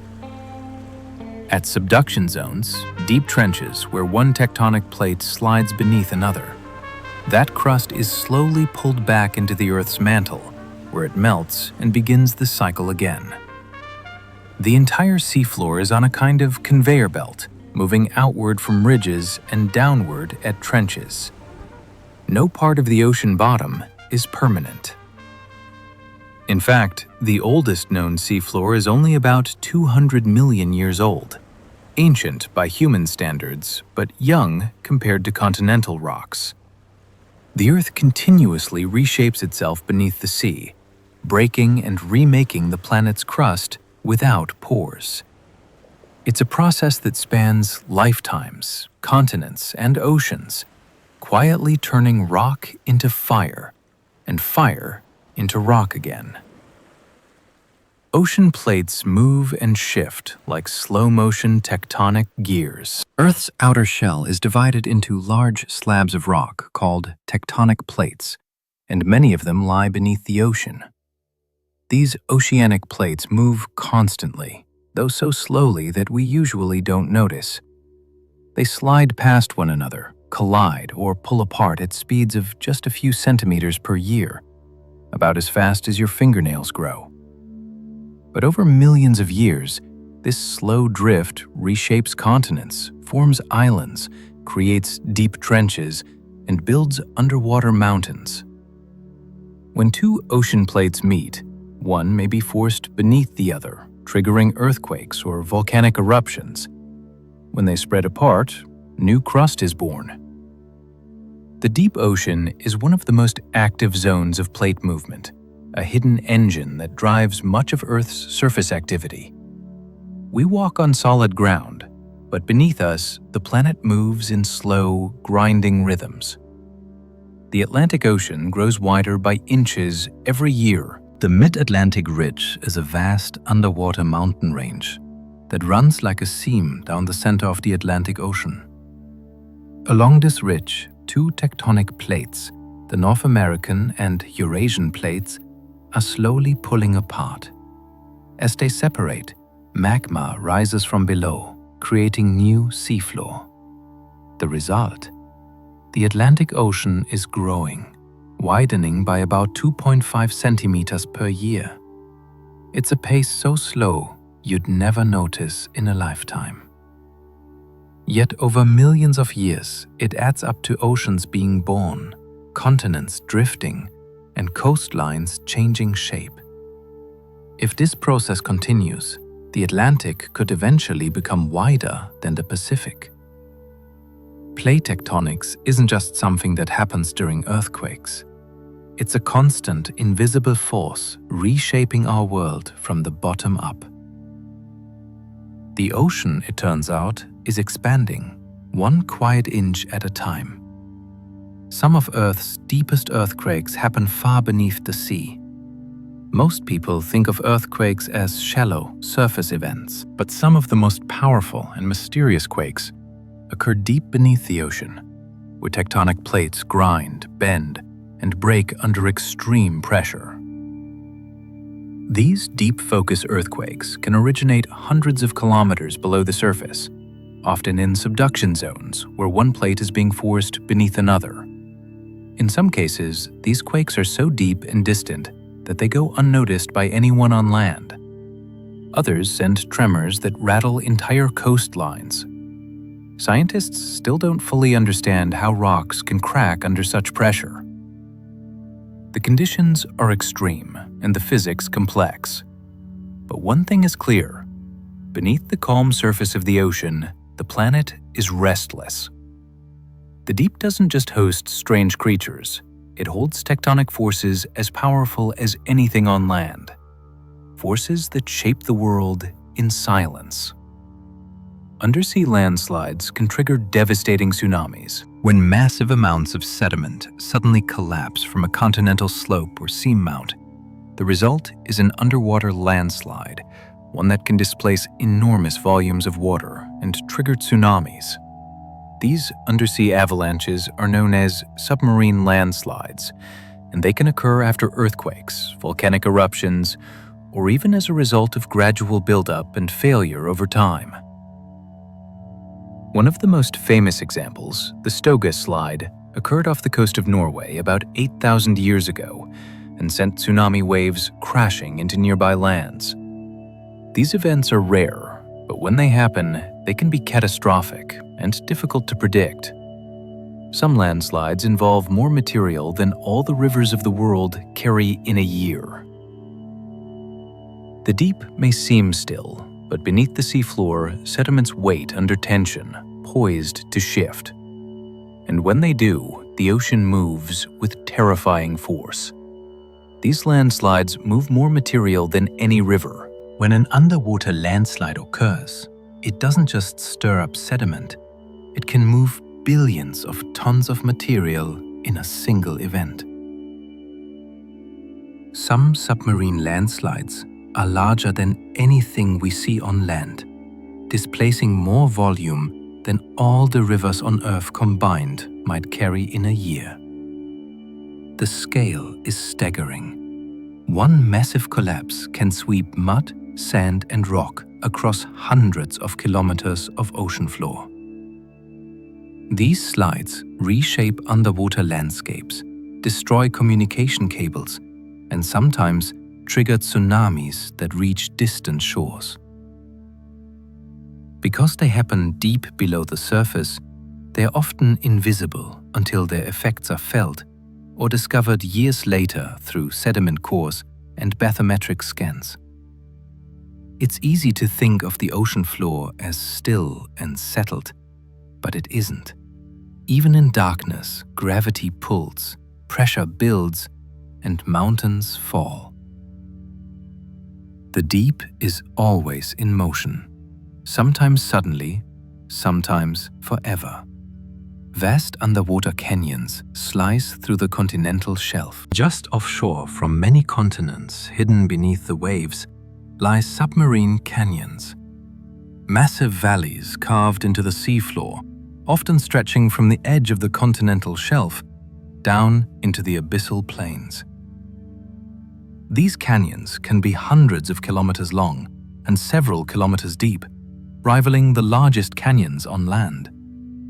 They're shaped by ancient rivers, landslides, and powerful underwater currents that continue to sculpt them even today. Some are steep and narrow, others are wide and winding. Their walls may host coral, sponges, or filter feeders clinging to the slopes, and their channels act like superhighways for sediment, nutrients, and even marine life. Though hidden from view, these canyons are vital parts of the ocean's circulatory system, pathways that connect the shallow coastlines to the deep sea. To descend into one is to enter a world of silence, depth, and shadow shaped not by time alone, but by the patient movement of flowing water. Most people know the Grand Canyon as one of Earth's great wonders on land. Yet far beneath the ocean's surface lies a canyon even longer and deeper, quietly carved in darkness, hidden from view, and vast beyond easy imagining. The Jemchug Canyon, located in the Bering Sea, this massive underwater gorge plunges more than 2.5 kilometers deep and stretches wider than the Grand Canyon at its widest point. It was carved not by wind or rain, but by powerful currents and gravity-driven flows that have eroded the seafloor over millions of years. Like its terrestrial cousin, Jemchug has steep walls, winding channels, and a complex structure of ridges and slopes. But unlike the Grand Canyon, it lies in complete darkness, barely mapped and rarely visited. The size and scale of such hidden features remind us how much of Earth's grandeur remains unseen, not because it's far away, but because it's underwater. These submarine valleys funnel sediment to the abyss. Submarine canyons aren't just dramatic, they're dynamic. These deep valleys play a key role in transporting sediment from land to the deep ocean. Storm runoff, river discharge, and coastal erosion all contribute material to the continental shelf. But it's the canyons that funnel it down into the abyss. As the sediment flows, it forms turbidity currents, dense, fast-moving underwater avalanches that can travel for hundreds of kilometers along the canyon floors. These currents carve, deposit, and reshape the seafloor as they go, creating layered sediments in the deep ocean basins. Over time, this process builds up thick blankets of silt and clay that bury the ocean floor and preserve a record of Earth's past. In this way, submarine canyons act like geological arteries, carrying not just earth and stone, but the story of everything that is washed down from the land above. The ocean floor stores the history of Earth's climate, layer by layer, year by year. The ocean floor collects a record of the world. Tiny particles of dust, volcanic ash, pollen, and microscopic shells settle to the bottom, slowly forming sediment layers that can be thousands of meters thick. These sediments trap chemical signatures and biological clues that reflect the Earth's past, the temperature of the oceans, the levels of carbon dioxide, the movement of continents, and even the timing of mass AE extinctions. By drilling cores into the seafloor and analyzing the contents, scientists can read this record like pages in a book. Some cores stretch back tens of millions of years, revealing ice ages, warm periods, asteroid impacts, and ancient ecosystems long vanished. In the deep, the past never disappears. It settles softly, accumulates silently, and waits undisturbed until we come looking for the story it has to tell. Ancient sediment cores hold secrets from millions of years ago. A single sediment core from the deep ocean might look like nothing more than a column of mud, but hidden within are clues to Earth's most dramatic changes. Each layer is a timestamp, recording a season, a storm, or an extinction. Cores have revealed traces of the asteroid that ended the age of the dinosaurs, layers of soot from ancient wildfires, and shifts in ocean chemistry that signal climate change events. Microscopic fossils called foraminifera can be studied to reconstruct past ocean temperatures. While isotopes tell us about ice coverage and atmospheric gases, some cores stretch back 65 million years or more. A frozen history of a living planet. Extracting them requires precision, patience, and deep-sea drilling vessels that can operate under harsh conditions. But what we gain is priceless. A long, silent story of Earth buried beneath kilometers of water and written in dust. Microscopic fossils reveal past worlds now lost to time. Hidden in deep-sea sediment cores of the remains of tiny creatures that once floated near the ocean's surface. Microscopic fossils that hold vast stories. These include foraminifera, tiny shelled organisms that lived for short periods, but left behind countless preserved remains. Each species thrived under specific environmental conditions. So by identifying which foraminifera are found in which layers, scientists can reconstruct ocean temperatures, salinity, carbon levels, and climate trends going back tens of millions of years. Some of these layers correspond to global events: the rise of mammals, the retreat of glaciers, the abrupt warming of ancient oceans. What's remarkable is that these fossils are so small, most can't be seen without a microscope.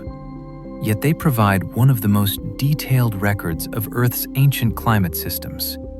They are Earth's diary, written in shells no wider than a grain of sand.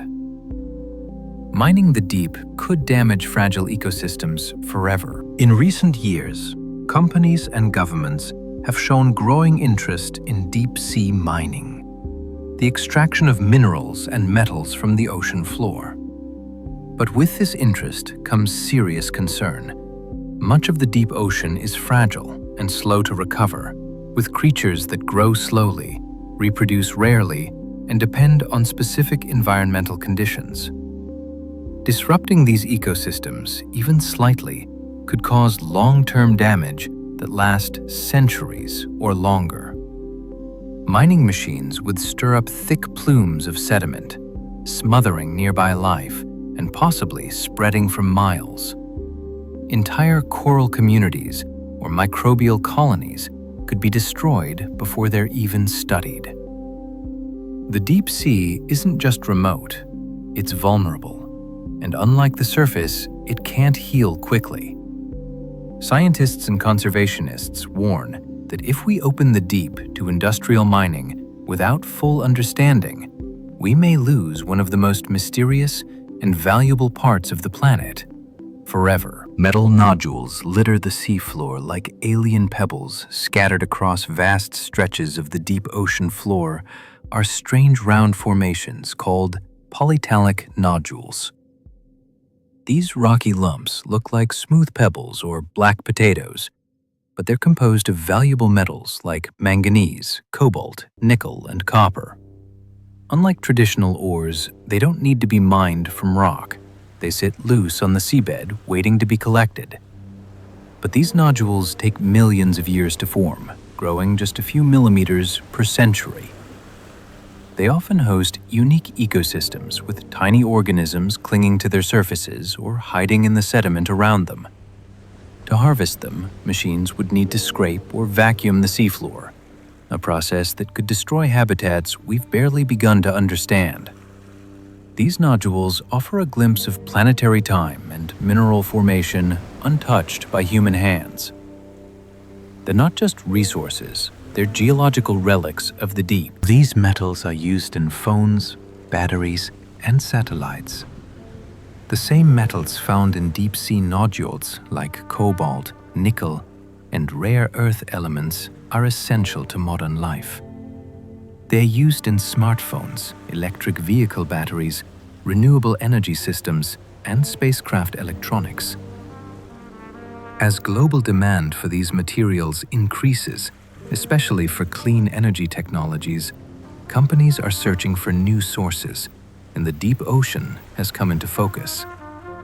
Unlike land mining, which requires digging and refining, these nodules could theoretically be gathered from the seafloor with less overburden. But the trade-off is high. The potential loss of fragile, untouched ecosystems and species unknown to science. The metals may power green technologies, but their extraction could leave a scar on one of Earth's oldest, quietest realms. It's a dilemma that highlights the complexity of sustainability. How do we build a better future without destroying what we've never truly seen? We're debating whether to leave them undisturbed. As interest in deep-sea mining grows, so does the debate about whether it should happen at all. Scientists, policymakers, and conservation groups are asking, should we extract resources from a world we barely understand? Some argue that the metals are essential for a transition to clean energy. Others warned that the cost to ecosystems, biodiversity, and unknown species may be far too high. International bodies like the International Seabed Authority are working to develop guidelines, but many experts say we need more time, more data, and more caution. The deep ocean is slow to change and slow to heal. Damage done there could last for centuries. For now, the nodules sit in silence, scattered like seeds across the seabed, and the question remains unanswered. Will we take them, or will we leave them untouched? A treasure that remains hidden, not because it's forgotten, but because it's protected. Climate change is reaching even the ocean's darkest corners. We often think of the deep sea as untouched, a realm beyond human influence. But even here, climate change is leaving its mark. Warming surface waters affect ocean currents, which in turn alter the movement of heat, oxygen, and nutrients into the depths. Some deep zones are becoming less oxygenated, threatening species adapted to stable, low-oxygen environments. Others are experiencing subtle changes in acidity, temperature, or carbon balance. These shifts may seem small, but in ecosystems that evolved slowly over millennia, even a slight change can be profound. Species may migrate, disappear, or lose the delicate balance they depend on.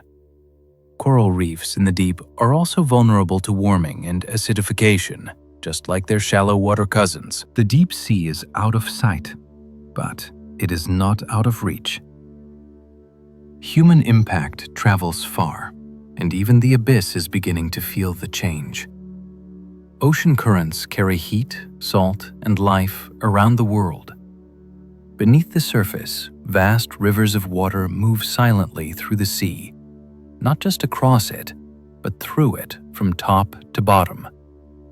These thermaline currents are driven by differences in temperature and salinity, and they form part of what's called the global conveyor belt. As cold, salty water sinks near the poles, it flows deep across the ocean basins, carrying nutrients, carbon, and energy along with it. These deep currents help regulate Earth's climate, distribute marine life, and sustain ecosystems thousands of kilometers away. They can take hundreds of years to complete a single loop. If disrupted by warming or changes in salinity, entire weather patterns could shift. The ocean doesn't just respond to the climate, it helps shape it. And in the deep, the quiet flow of water is one of the most powerful forces on the planet. The deep ocean absorbs massive amounts of carbon. The ocean is one of Earth's greatest carbon sinks, and much of that carbon ends up in the deep sea through a process called the biological pump. Phytoplankton near the surface absorb carbon dioxide during photosynthesis. When these microscopic organisms die, or when they're eaten and excreted, their carbon rye remains slowly sink through the water column. Over time, this material is buried in seafloor sediments, locking away carbon for centuries or even millennia. The deep sea plays a crucial role in regulating the planet's carbon balance, slowing the pace of atmospheric change. But if warming waters alter ocean circulation or reduce oxygen levels, this delicate balance could shift.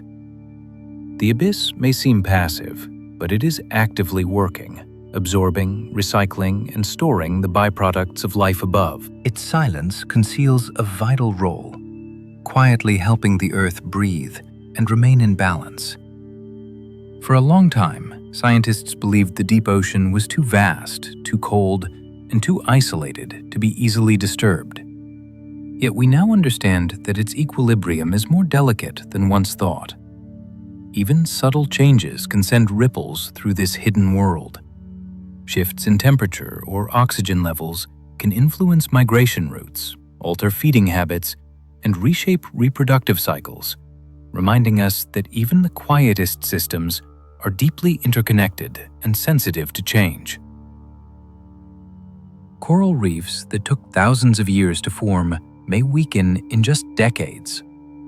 Sediment layers show signs of shifts tied to surface changes, clues that the deep responds faster than we once imagined. Because life here moves slowly, it also recovers slowly. A single disturbance could take centuries to heal. The deep ocean may be vast, but it is not invulnerable. It is interconnected, reactive, and surprisingly delicate. And the more we study it, the more we see that protecting it isn't just about saving the deep. It's about safeguarding the planet.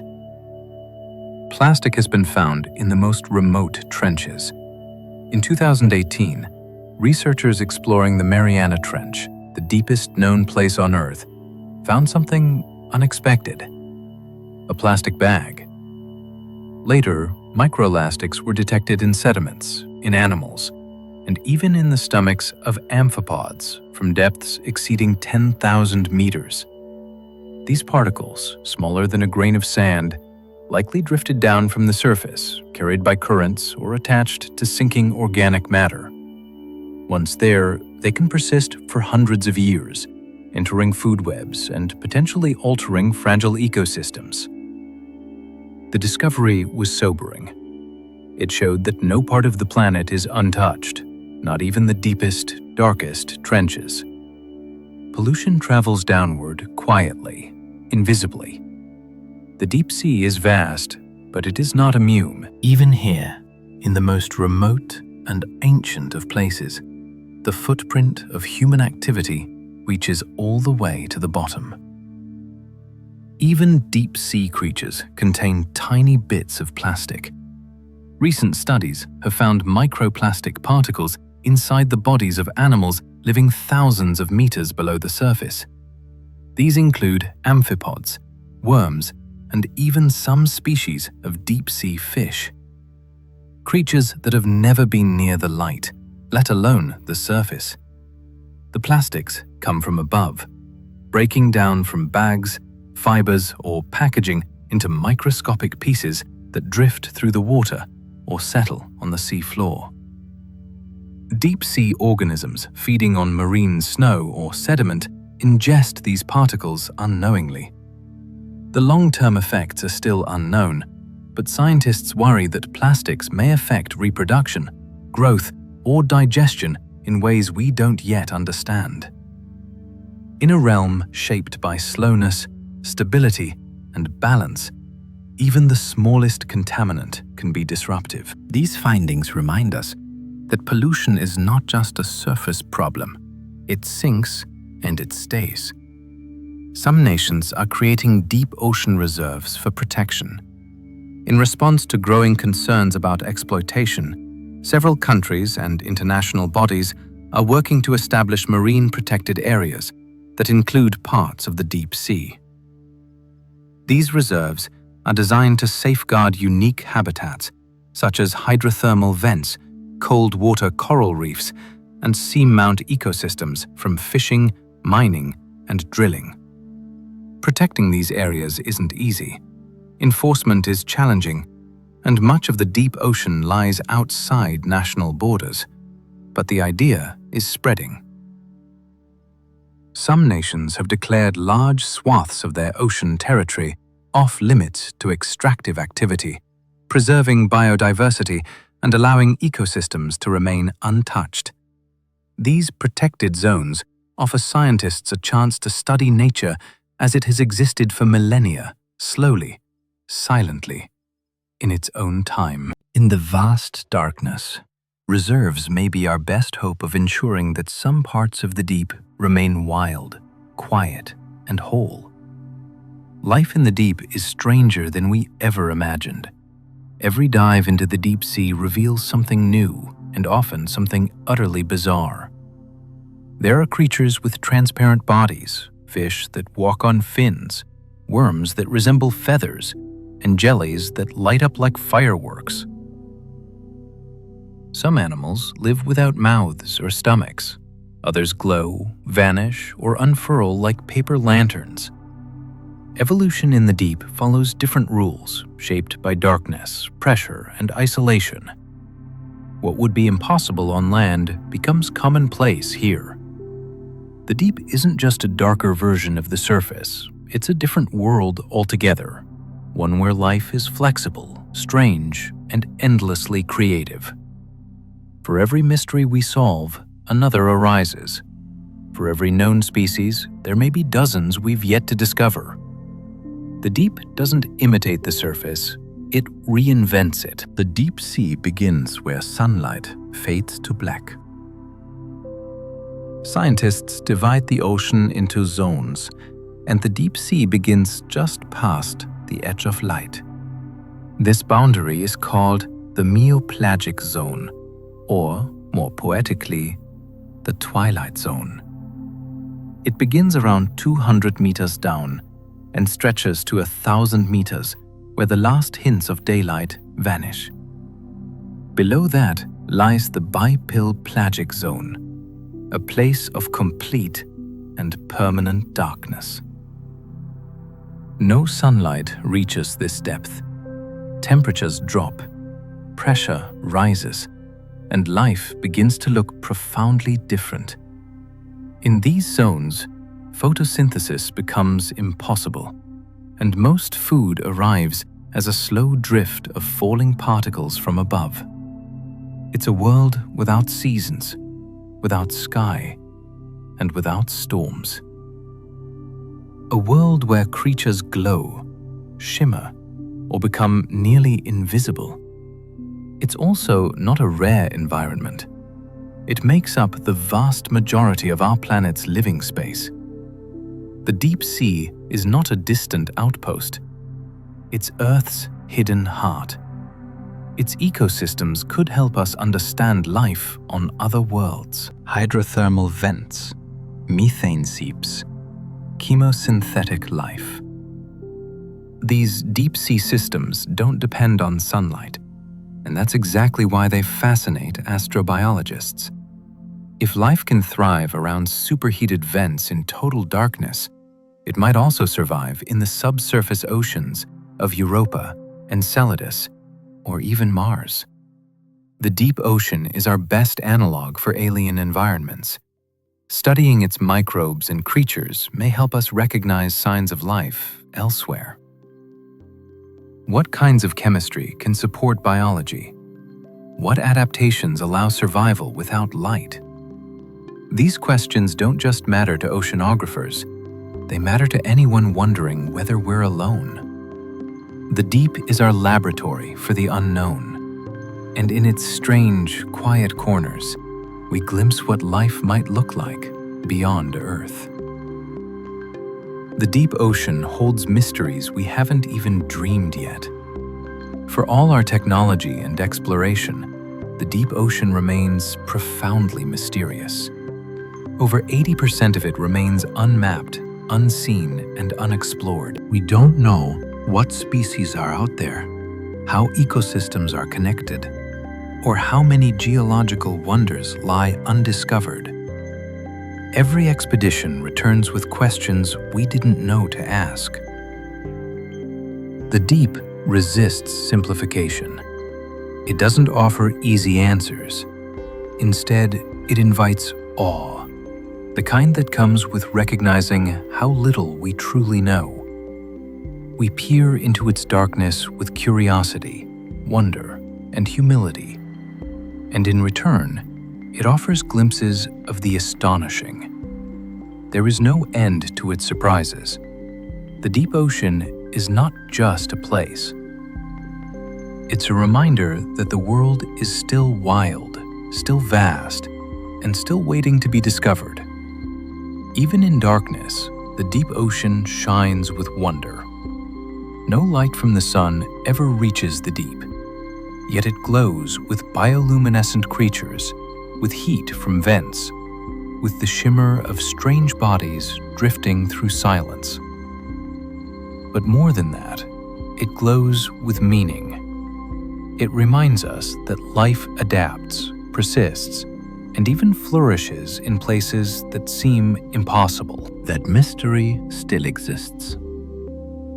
That beauty can be found where no one is watching. The deep ocean is full of strange truths, slow rhythms, and living things that defy expectation.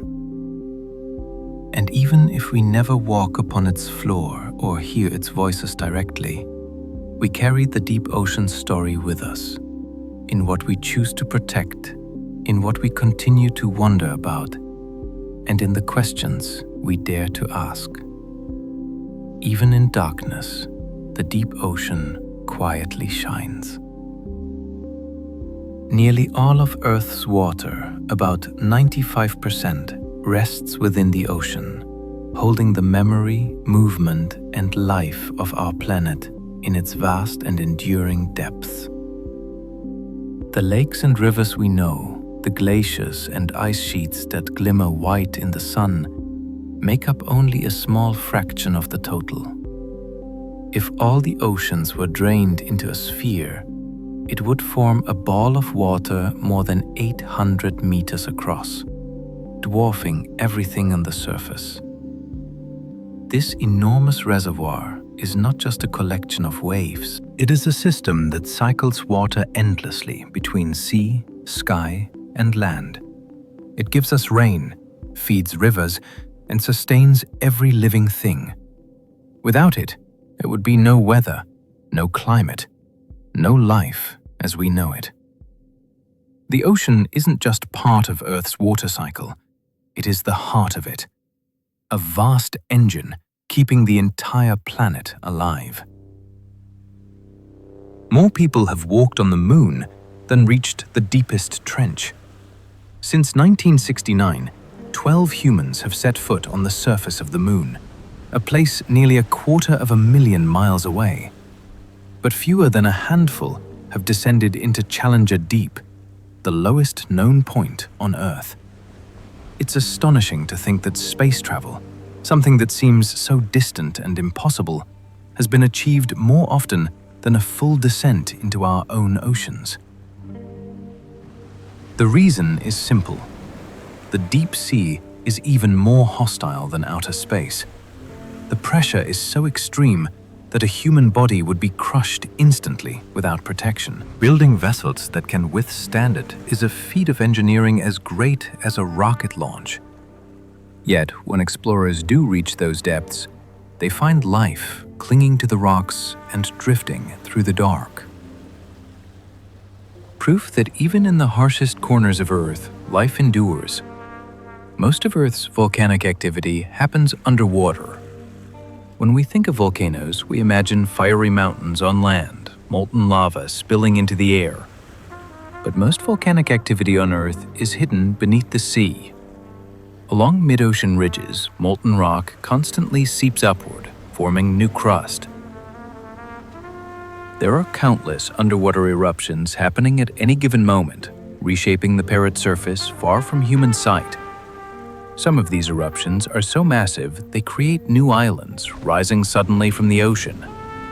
Others go unnoticed, their lava cooling instantly in the cold water, creating bizarre formations like pillow-bustled rounded stones that look like frozen bubbles. The ocean floor is a vast volcanic factory recycling Earth's crust and fueling hydrothermal vents that sustain unique ecosystems. What we see on land is only a fraction of the Earth's fire. The real heart of its volcanic power lies hidden in the sea. The largest living structure on Earth is in the ocean, stretching more than 1,400 meters along the coast of Australia. The Great Barrier Reef is the largest living structure on the planet. It is so immense that it can be seen from space, a patchwork of coral, sand, and sea glowing in shades of turquoise and green. But the reef is not a single organism. It is built from billions of tiny coral polyp, each no bigger than a grain of rice. Over time, their skeletons accumulate to form towering walls, islands, and lagoons, creating a habitat that supports an astonishing variety of life. A quarter of all marine species depend on coral reefs, even though they cover less than 1% of the ocean floor. The Great Barrier Reef is not just beautiful, it is vital. A living city beneath the sea, buzzing with creatures of every imaginable shape and color. We still discover thousands of new marine species every year. Every year, scientists catalog thousands of new marine species, from microscopic plankton to deep-sea giants. Some discoveries happen in shallow water. A new species of fish, shrimp or coral, hiding in plain sight among reefs. Others emerge from the deep, carried up by research submersibles or fishing nets.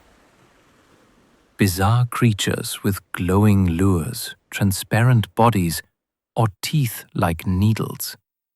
And still, experts believe we've only identified a fraction of what's out there.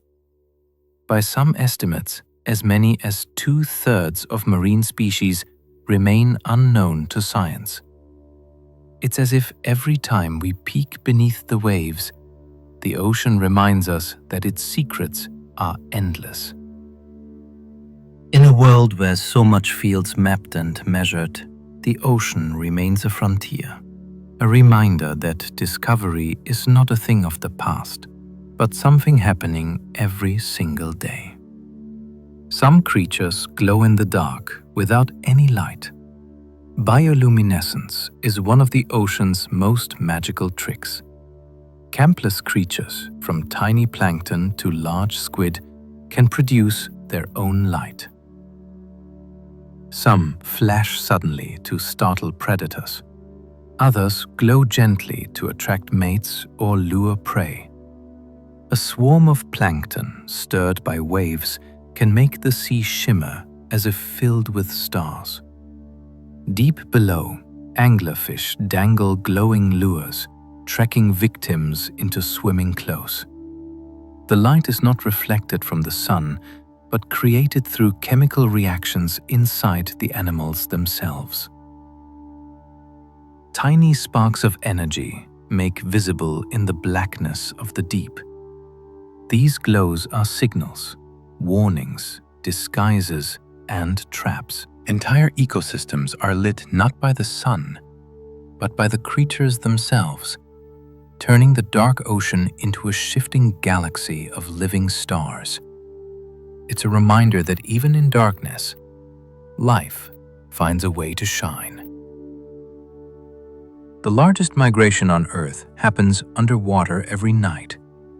Every evening, as the sun sinks and darkness spreads across the sea, billions of tiny organisms rise from the depths toward the surface. This event, called the Deal Vertical Migration, is the largest daily movement of life on the planet. Small plankton drift upward to feed on microscopic plants in the shallows. Behind them follow fish, squid, and predators that feed on the plankton. Then come even larger hunters drawn into the chain of life. At dawn, the entire mass retreats again into the dark, avoiding the gaze of predators from above. It happens everywhere, every night, yet almost no one ever sees it. From the surface, the water may look calm and empty, but beneath, a hidden tide of living things flows upward and downward, as steady as the rhythm of breathing. It's the heartbeat of the ocean, pulsing endlessly in time with the sun. There are lakes and rivers at the bottom of the sea. It sounds impossible, but beneath the ocean, there are places where water gathers into pools and flows like rivers. These strange formations, known as brine pools, are created where super salty water seeps from the sea floor. Because the brine is so much denser than the surrounding seawater, it settles into depressions, forming shimmering lakes at the bottom of the ocean. Some even have shorelines, waves, and currents of their own. To visiting submarines, it looked like ghostly ponds lying inside the sea, surreal and otherworldly. For the creatures that live nearby, these pools can be deadly. The salt levels are so extreme that most life cannot survive within them. Yet at the edges, strange communities flourish, adapted to thrive at the boundary of two very different worlds. In the deepest dark, the ocean hides landscapes that feel more like alien planets than Earth. The ocean floor is spreading apart beneath our feet. Far below the waves, the seafloor is slowly splitting open. Along mid-ocean ridges, molten rock wells up from beneath the crust, creating new ocean floor and pushing the plates of Earth apart. This process, called seafloor spreading, is one of the fundamental engines of our planet. It is happening constantly, day and night, reshaping the globe at a pace too slow for us to feel. Over millions of years, it has opened entire oceans, shifted continents, and built towering underwater mountains. The mid-Atlantic ridge, where the seafloor is spreading, runs for tens of thousands of miles, longer than any mountain range on land. Each moment, new Earth is born here, rock that will someday rise into continents, islands, or mountains. Though hidden under miles of water, the process beneath the sea is what gives shape to the world we know. Earthquakes and tsunamis begin in the ocean's depths. Many of the most powerful earthquakes don't begin on land, but deep beneath the ocean floor, along shifting fault lines where tectonic plates grind against one another. When these plates suddenly slip, the energy released can ripple upward into the sea, displacing entire walls of water. This movement can create tsunamis, waves that travel across entire ocean basins at jet speeds, carrying unimaginable energy. At sea, a tsunami might pass almost unnoticed, a slight rise of the water. But as it approaches shore, it builds into towering walls that can reshape coastlines in moments. Scientists watch these fault zones carefully, using seismographs and ocean buoys to warn of impending danger. The power unleashed reminds us that the ocean is not just water, but a restless surface stretched across a living, shifting earth, always moving, always alive beneath our feet. Vast underwater canyons rival the Grand Canyon. Hidden beneath the waves are enormous canyons carved into the continental shelves. These submarine canyons can plunge thousands of feet deep, rivaling or even surpassing the scale of the Grand Canyon on land. Formed by ancient rivers, landslides, and currents, they channel sediments from the coast down into the abyssal plains of the ocean. Metairie Canyon off the coast of California is more than twice as deep as the Grand Canyon, descending straight into the sea. Exploring them is like looking into enormous scars on the edge of the continent. Places that hold clues to Earth's history and the movements of water through time. These canyons are also rich ecosystems, sheltering life in their sheltered walls, where nutrients gather and creatures thrive. Out of sight, the valleys reveal that Earth's greatest landscapes are not only on land, but also beneath the waves. The ocean produces more oxygen than the Amazon rainforest. When people think of the lungs of the planet, they often picture the Amazon rainforest. But in truth, most of the oxygen we breathe comes from the ocean.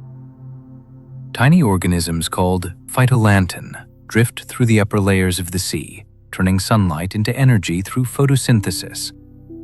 In the process, they release oxygen into the water and air. These microscopic plants are so numerous and their reach so vast that together they produce more than half of Earth's breathable oxygen. Every breath we take carries the imprint of the sea. From space, vast blooms of plankton can be seen as green swirls spreading across the ocean surface, covering areas larger than countries. Though invisible to us most of the time, these tiny drifters quietly sustain life on Earth, proving that the greatest forests are not always made of trees. Tiny organisms in the sea influence Earth's climate. Microscopic life in the ocean doesn't just produce oxygen, it helps regulate the climate itself. Phytoplankton absorb carbon dioxide from the atmosphere as they grow, pulling it down into the ocean. When these tiny organisms die, some of that carbon sinks with them into the deep sea, where it can remain locked away for thousands of years. This process, sometimes called the biological pump, is one of Earth's most powerful climate regulators.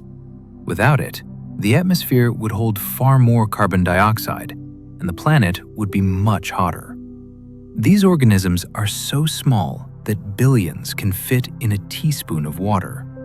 Yet, together, they shift the balance of the entire planet. It's a reminder that even the tiniest forms of life, invisible to the naked eye, can shape the destiny of a world.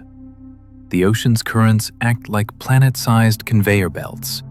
Beneath the surface, the ocean is always moving. Great currents loop around entire basins, carrying warm water from the tropics toward the poles and returning cold water back again. This circulation, sometimes called the global conveyor belt, is essential to life on Earth. It balances temperatures, moves nutrients, and even shapes the climate on continents far from the shore. The Gulf Stream, for example, carries warmth across the Atlantic, keeping Europe's climate. The ocean's conveyor belt is not just a flow of water, but a flow of life, warmth, and balance across the entire planet. Some waves travel the entire width of an ocean basin. When wind blows across the sea for long enough, waves begin to build. Most break on a nearby shore, but some, called swell waves, can travel for thousands of miles across entire ocean basins. A storm in the Southern Ocean can send waves rolling all the way to distant beaches in South America, Africa, or even the Pacific. These waves move with steady rhythm, carrying the memory of the storm that birthed them across half the world. Surfers sometimes ride swells that began as storms weeks earlier and oceans away. To stand on a shore and feel the pulse of these waves is to connect with distant places, knowing that the energy began far beyond the horizon. The sea itself becomes a quiet messenger, carrying whispers of distant storms across the planet, one rolling crest at a time. Most ocean waves rise only a few feet, arriving softly at the shore. Yet, far from land, under the right conditions, waves can grow to astonishing heights. The tallest waves ever recorded formed out at sea, where wind, distance, and time combine to lift the water into towering walls that move with immense, unbroken power. The tallest wave ever recorded by instruments was a monstrous wall more than 100 feet high, taller than a 10-story building. These giants form during violent storms when powerful winds and currents align, stacking energy into a single crest. To sailors, such waves are awe-inspiring and terrifying, towering walls of water that seem capable of swallowing ships whole. Yet they are part of the ocean's natural rhythm, a reminder of its raw and untamed power. For every calm shoreline, there are wild places where the sea lifts itself into mountains, proving that water in motion can rival the greatest forces on land. Rogue waves can rise without warning out in the open sea. Sailors sometimes speak of a wave that comes out of nowhere, a solitary wall of water rising like a liquid cliff. These are called rogue waves, and for centuries, they were thought to be sailors' tall tales. But modern instruments have confirmed their reality. Rogue waves can tower more than 100 feet high, twice as tall as nearby waves, forming suddenly from the merging of smaller swells. They can appear under clear skies or strike in the middle of a storm, then vanish just as quickly.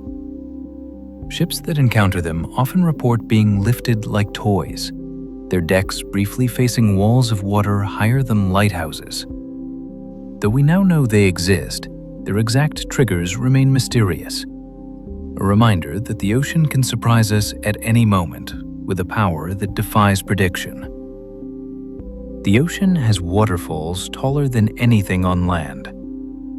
It seems impossible, but deep beneath the waves, water itself can fall like rain, tumble like rivers, and cascade like waterfalls. One of the largest is hidden beneath the Denmark Strait between Greenland and Iceland. There, cold, dense water from the Arctic sinks beneath warmer water from the Atlantic, creating a massive downward flow. This underwater waterfall plunges more than 2 meters, nearly 4 times taller than Angel Falls, the tallest waterfall on land. Yet, because it happens in the dark deep sea, it's invisible to human eyes. These underwater cascades help circulate nutrients and regulate global currents, playing a quiet but essential role in Earth's climate. Imagine a waterfall so vast that it could swallow mountains rushing downward unseen for centuries, shaping the hidden world beneath the waves. A secret cascade flowing endlessly in the dark. Some deep-sea creatures survive pressures that would crush submarines. At the bottom of the ocean, the pressure is beyond comprehension. For every 30 feet of depth, the pressure increases by the weight of Earth's atmosphere. Byron, you reach the Challenger Deep. It's over 1,000 times what we feel at the surface. A steel submarine would crumple like a soda can. Yet life still flourishes there. Creatures in the Haddle Zone, the ocean's deepest realm, have adapted with flexible bodies, special proteins, and unique cellular structures that resist crushing. Some have no air pockets inside them at all, so there's nothing to collapse. Instead, they drift gracefully, luminous or ghost-like, as if the crushing weight of the world above means nothing. These beings remind us that life is astonishingly adaptable, able to survive conditions that seem utterly impossible. In the deepest dark, the ocean whispers, survival takes many shapes. Others can live without sunlight for their entire lives. On land, sunlight is everything. Plants need it, animals chase it, and our days are guided by it.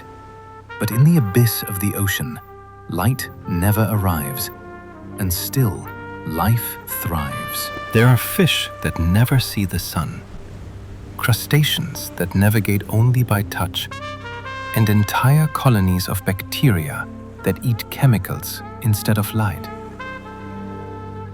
In caves, trenches, and under layers of ice, these creatures carry on entire lifetimes in a world of endless night. They have no eyes, or eyes so faint they are useless. Some have developed incredible senses to detect vibrations, heat, or faint chemical trails left by prey. To us, darkness can feel empty. But in the ocean's depths, it is filled with quiet activity.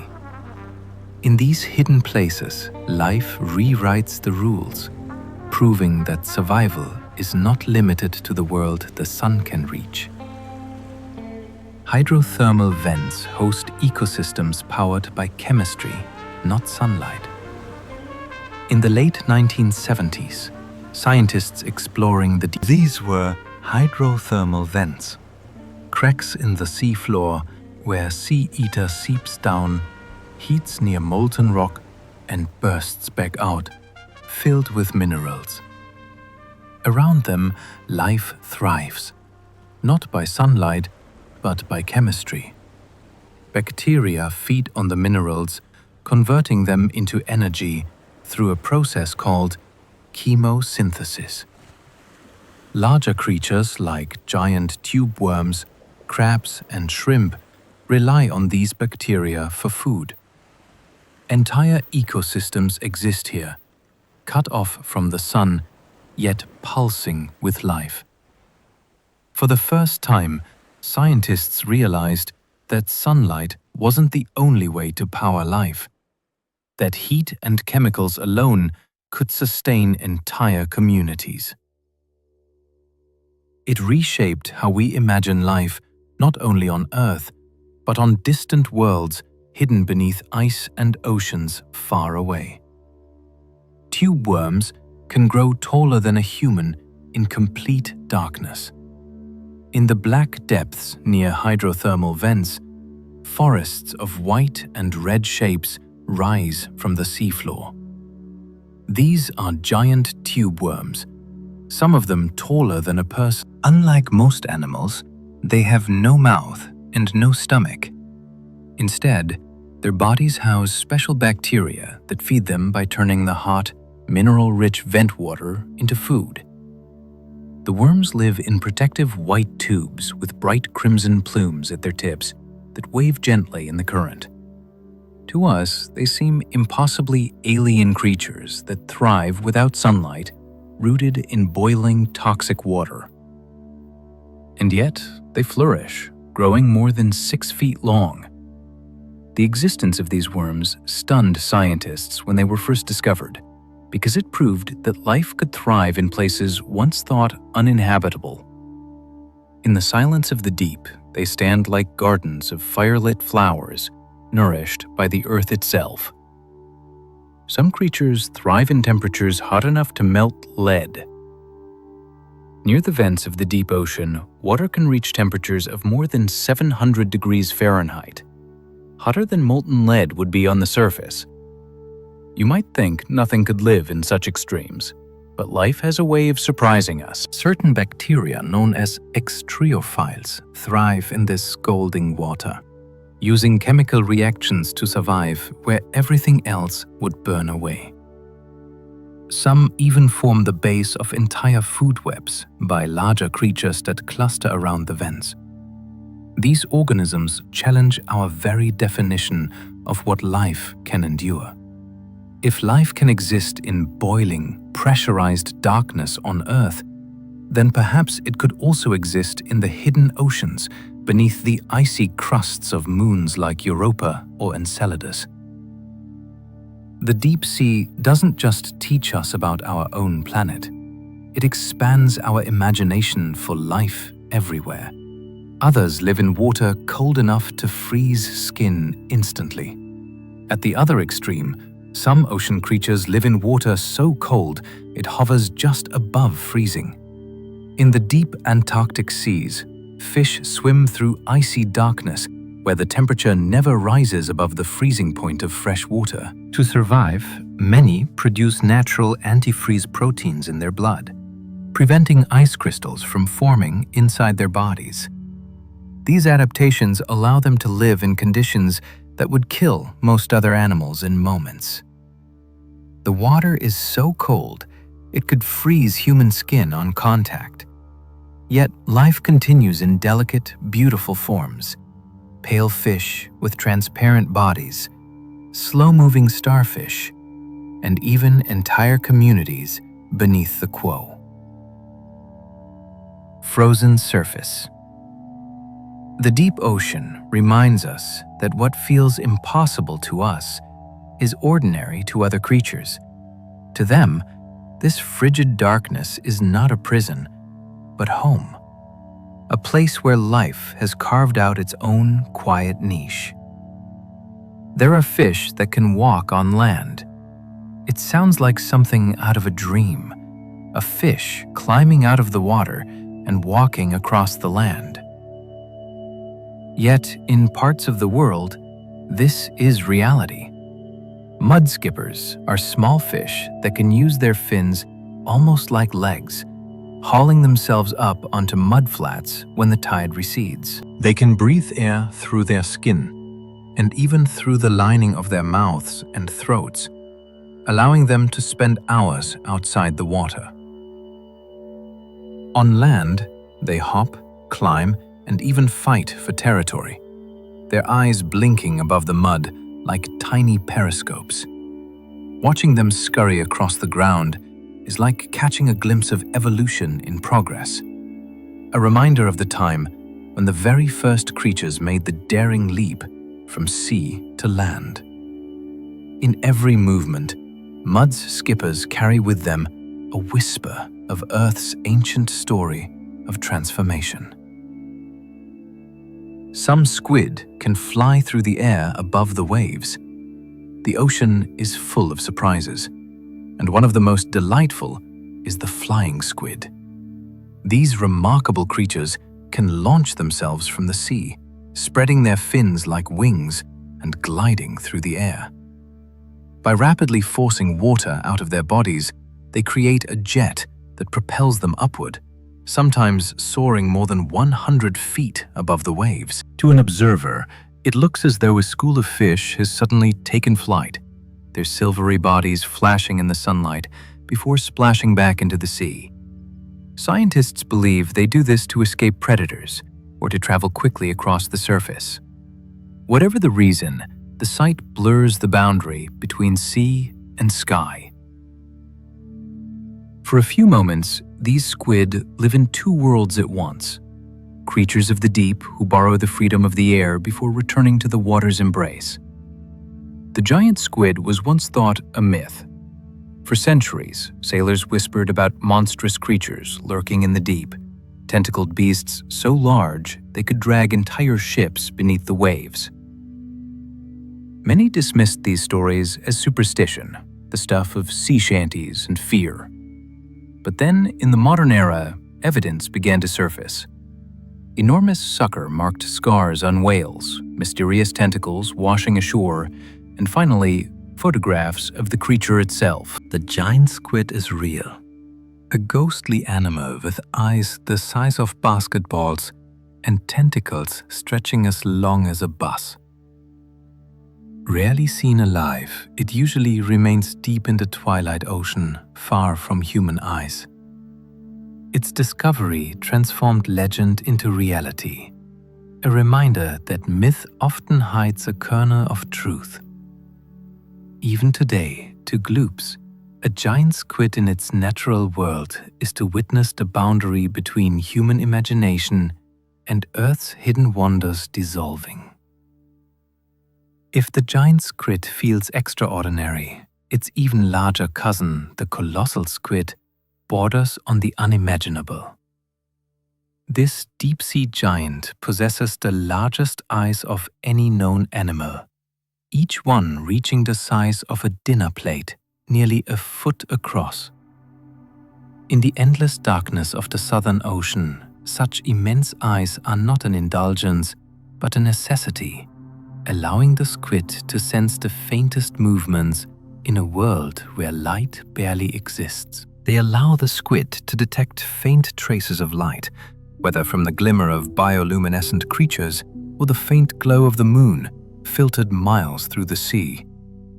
These eyes help it detect predators like sperm whales and prey in the endless dark. The colossal squid itself may grow to lengths exceeding 40 feet, with tentacles armed with rotating hooks. And yet, despite its size, it remains mysterious. Very few have ever been seen, reminding us that even the largest creatures can hide in the deep. The blue whale is larger than any dinosaur ever was. When people think of Earth's greatest giants, dinosaurs often come to mind. But the truth is, the largest creature to ever live on our planet is alive today. The blue whale, stretching up to 100 feet long and weighing as much as 200 tons, a single blue whale outweighs even the mightiest sauropod dinosaur.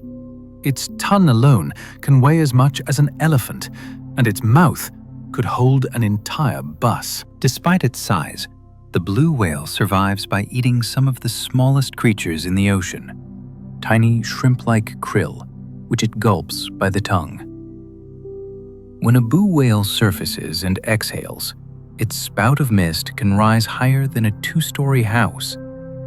To see one in the open ocean is to glimpse the scale of life itself, vast, majestic, and humbling beyond words. A blue whale's heart is the size of a small car. Inside the enormous body of a blue whale beats a heart unlike any other on Earth. It is the size of a small car and can weigh more than 400 pounds. With each slow, thunderous beat, it pumps gallons of blood through the whale's massive body. You could fit a small child inside the chambers of this heart. Yet, despite its size, the whale's pulse is surprisingly slow, sometimes as little as 2 beats per minute when it dives deep in search of food. Only when it surfaces for air does the pace quicken, racing to pump oxygen through its body. This mighty heart sustains the largest animal our world has ever known, powering journeys across oceans and dives thousands of feet below the waves. Listening to its rhythm would be like hearing the drumbeat of the ocean itself. Whale songs can travel across entire ocean basins. Humpback whales are known for their haunting, beautiful songs. Long, complex sequences of sounds that can last for hours. These songs are not just noise. They are structured, repeating patterns, almost like music. Even more extraordinary, their low, rumbling notes can travel astonishing distances underwater. In some cases, a whale's song can be heard thousands of miles away, across entire ocean basins. Imagine a whale singing in the Pacific and another hearing its voice across the vast blue expanse. Scientists believe these songs may be a form of communication, a way of attracting mates, or even a cultural tradition passed from whale to whale. To hear one is to feel as though the ocean itself has found a voice. Slow, deep and resonant, carrying messages across the largest stage in the world. It is music written in water and time. Dolphins have names for each other. Among dolphins, communication is astonishingly complex. These intelligent mammals whistle, click, and chirp in patterns that researchers have studied for decades. One of the most fascinating discoveries is that dolphins appear to give each other names. Each dolphin develops a unique signature whistle, a sound that identifies them individually, much like a name does for us. Other dolphins use these whistles to call them, sometimes even imitating the sound to get their attention. It's as though dolphins carry a spoken identity, a vocal label recognized across their social groups. This discovery challenges the way we think about language and self-awareness in animals. To know your own name and to respond when called suggests a sense of individuality we often reserve for humans. In the quiet underwater world, dolphins are not just whistling at random. They are calling to each other by name. Some whales can hold their breath for over 2 hours. For humans, holding our breath for a minute or two feels like an achievement. But some whales can dive for more than 2 hours without coming up for air. The champion is the Cuvier's beaked whale, which has been recorded diving to depths of nearly 2 meters and staying submerged for over 120 minutes. To accomplish this, whales slow their heart rate dramatically, conserve oxygen in their muscles, and allow certain organs to temporarily shut down. They sink into the dark with calm precision, navigating by sound, chasing squid and fish in the deep. When they finally return to the surface, the rush of their exhaled breath explodes into the air, like a release of hidden time. These dives remind us that the limits we feel in our bodies are not universal. Life finds ways to stretch endurance into the unimaginable. A sperm whale's clicks are louder than a jet engine. The sperm whale is famous for its immense size and deep dives, but it also holds another record: the loudest sound produced by any living creature. When a sperm whale clicks to communicate or hunt, the sound can reach over 200 decibels, louder than a jet engine at takeoff. These clicks are used like sonar, bouncing off objects in the dark ocean depths and returning echoes that help the whales see with sound. They can also carry messages across miles of water, allowing whales to communicate even in the vast silence of the deep. For humans, being close to such a sound would be overwhelming, even dangerous.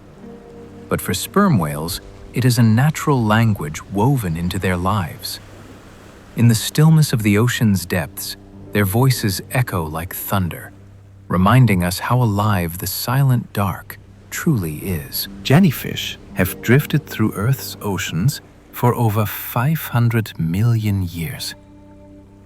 Long before the first forests grew, before even the earliest dinosaurs walked the Earth, jellyfish were already drifting through the seas.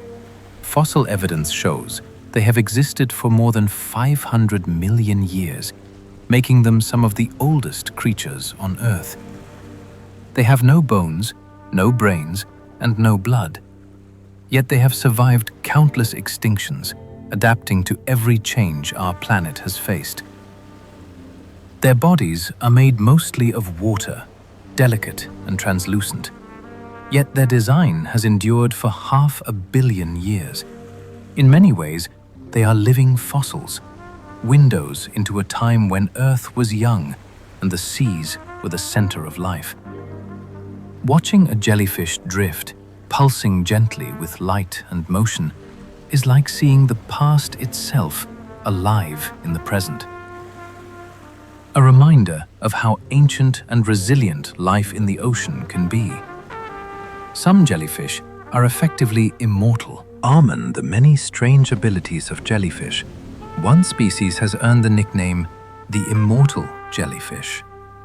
Known as Turtopopsis donia, it has the extraordinary ability to reverse its own aging process.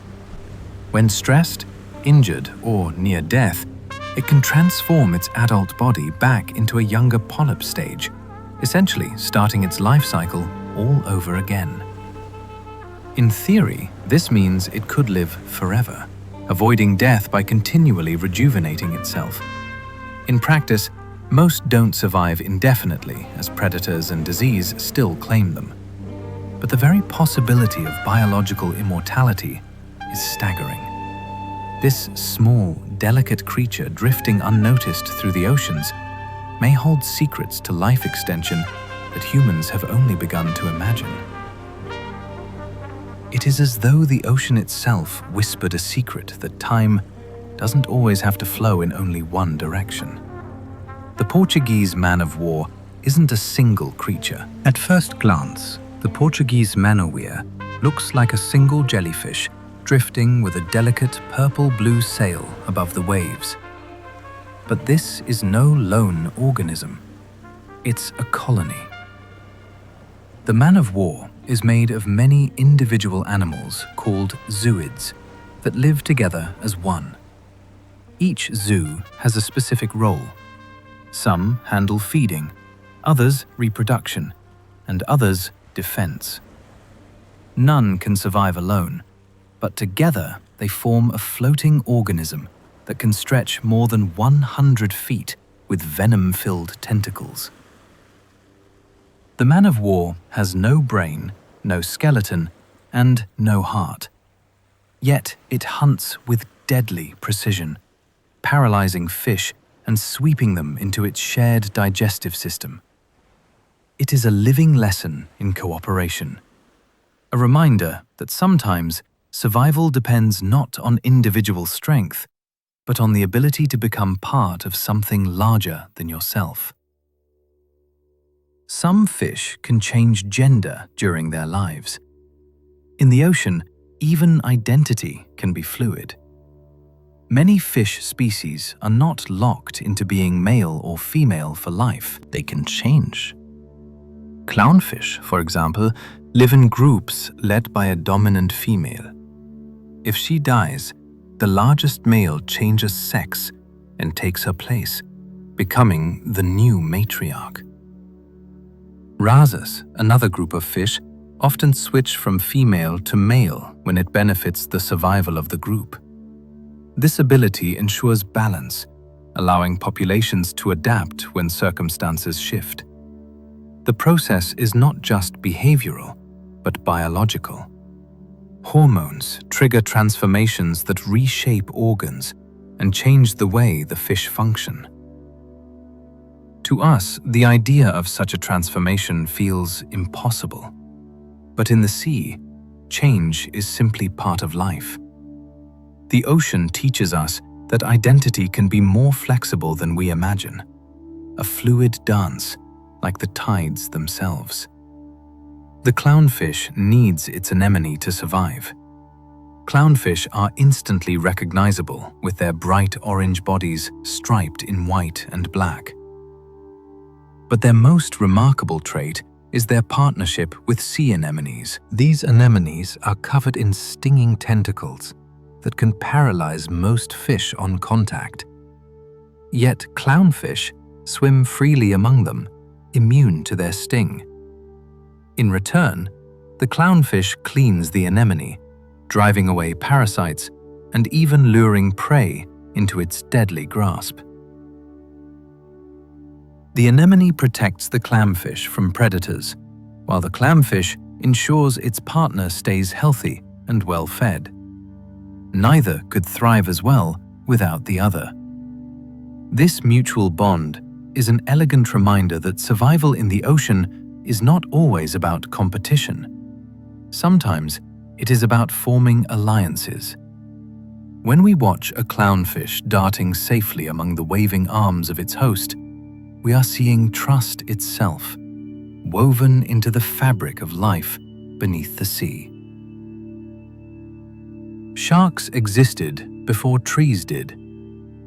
Scratch are among the oldest survivors on Earth.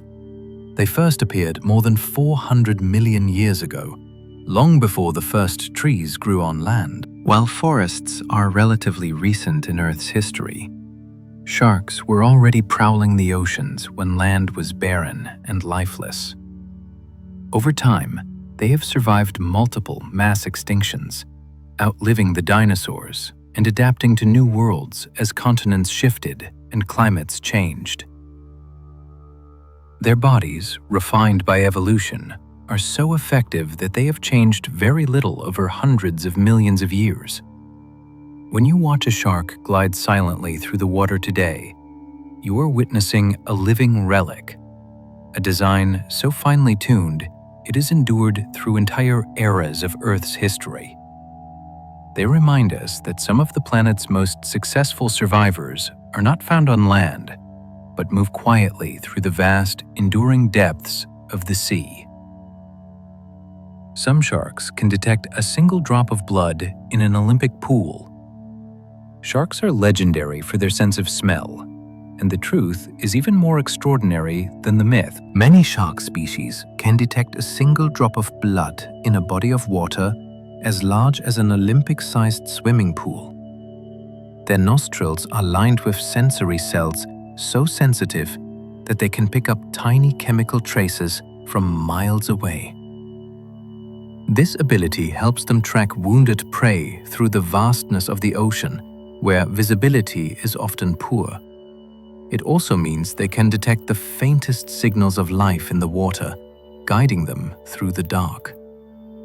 While the idea has fueled countless stories of terrifying predators, it's also a marvel of nature's design, a reminder of how finely tuned senses can become when survival depends on them. For sharks, smell is not just a sense, it's a way of seeing the ocean. Others glow with bioluminescence. While many people picture jellyfish when they think of glowing sea life, sharks too can shine in the dark. Certain species, like the lantern shark, produce bioluminescent light along their bellies. These glowing patterns help them camouflage by blending into the faint light from above, making them nearly invisible to predators below. Some species also use their glowing stripes to communicate with one another, perhaps signaling mates or warning rivals. What's remarkable is that these sharks live in the deep sea where sunlight never reaches. Their light is entirely their own, a living lantern that illuminates the dark. Scientists have only recently begun to understand the chemistry behind this glow, and the mystery is still unfolding. Imagine a predator gliding silently through the abyss, its body outlined with a ghostly blue shimmer. The ocean never stops surprising us with its strange, luminous wonders. The Greenland shark can live for more than 400 years. In the icy waters of the North Atlantic lives one of the most extraordinary creatures on Earth, the Greenland shark. Slow-moving and almost prehistoric in appearance, these massive sharks can live for more than 4 centuries, making them the longest-lived vertebrates known. Some individuals alive today may have been swimming through the deep when Shakespeare was writing his plays, or even when Leonardo da Vinci was sketching his inventions. Their secret lies in their slow metabolism, a result of the frigid waters they inhabit. Moving sluggishly through the darkness, they conserve energy and live at a pace so unhurried it stretches across centuries. They grow only a few centimeters each year, eventually reaching lengths of over 20 feet. To imagine a creature that has lived for hundreds of years, quietly drifting beneath Arctic ice is to glimpse time itself flowing slowly in the sea. Hammerhead sharks see the world in stereo vision. Few creatures are as instantly recognizable as the hammerhead shark. With wide, hammer-shaped heads stretching like wings, they seem almost designed by an artist's imagination. But their unusual shape is not just for show. It gives them a kind of stereo vision. With eyes positioned far apart, a hammerhead can see more of the world around it, overlapping its fields of vision to judge distances more accurately. This makes it an exceptional hunter, able to track the movements of prey with precision. The wide head also holds special sensory organs that detect faint electrical signals given off by other creatures, allowing the hammerhead to sense hidden fish buried in the sand. In the open ocean, this combination of sight and sensing turns the hammerhead into one of nature's most extraordinary predators. Moving with both elegance and eerie awareness through the water, the megalodon once ruled the seas. Millions of years ago, the oceans were ruled by a predator so enormous it dwarfed even the great white shark. This was the megalodon, a shark that could grow more than 60 feet long, with jaws powerful enough to crush the bones of whales. Its teeth, some as large as a human hand, are still found in sediments around the world, relics of a creature that once dominated the seas. For 20 million years, megalodons were the undisputed rulers of the ocean, until changing climates and competition from other predators brought them to extinction about 3 million years ago. Even so, the thought of a shark the size of a bus patrolling the seas is enough to stir awe and fear. The megalodon may be gone, but its legend lives on in the fossilized teeth that wash up on beaches like ancient treasures. Some modern fish still carry ancient features from those times.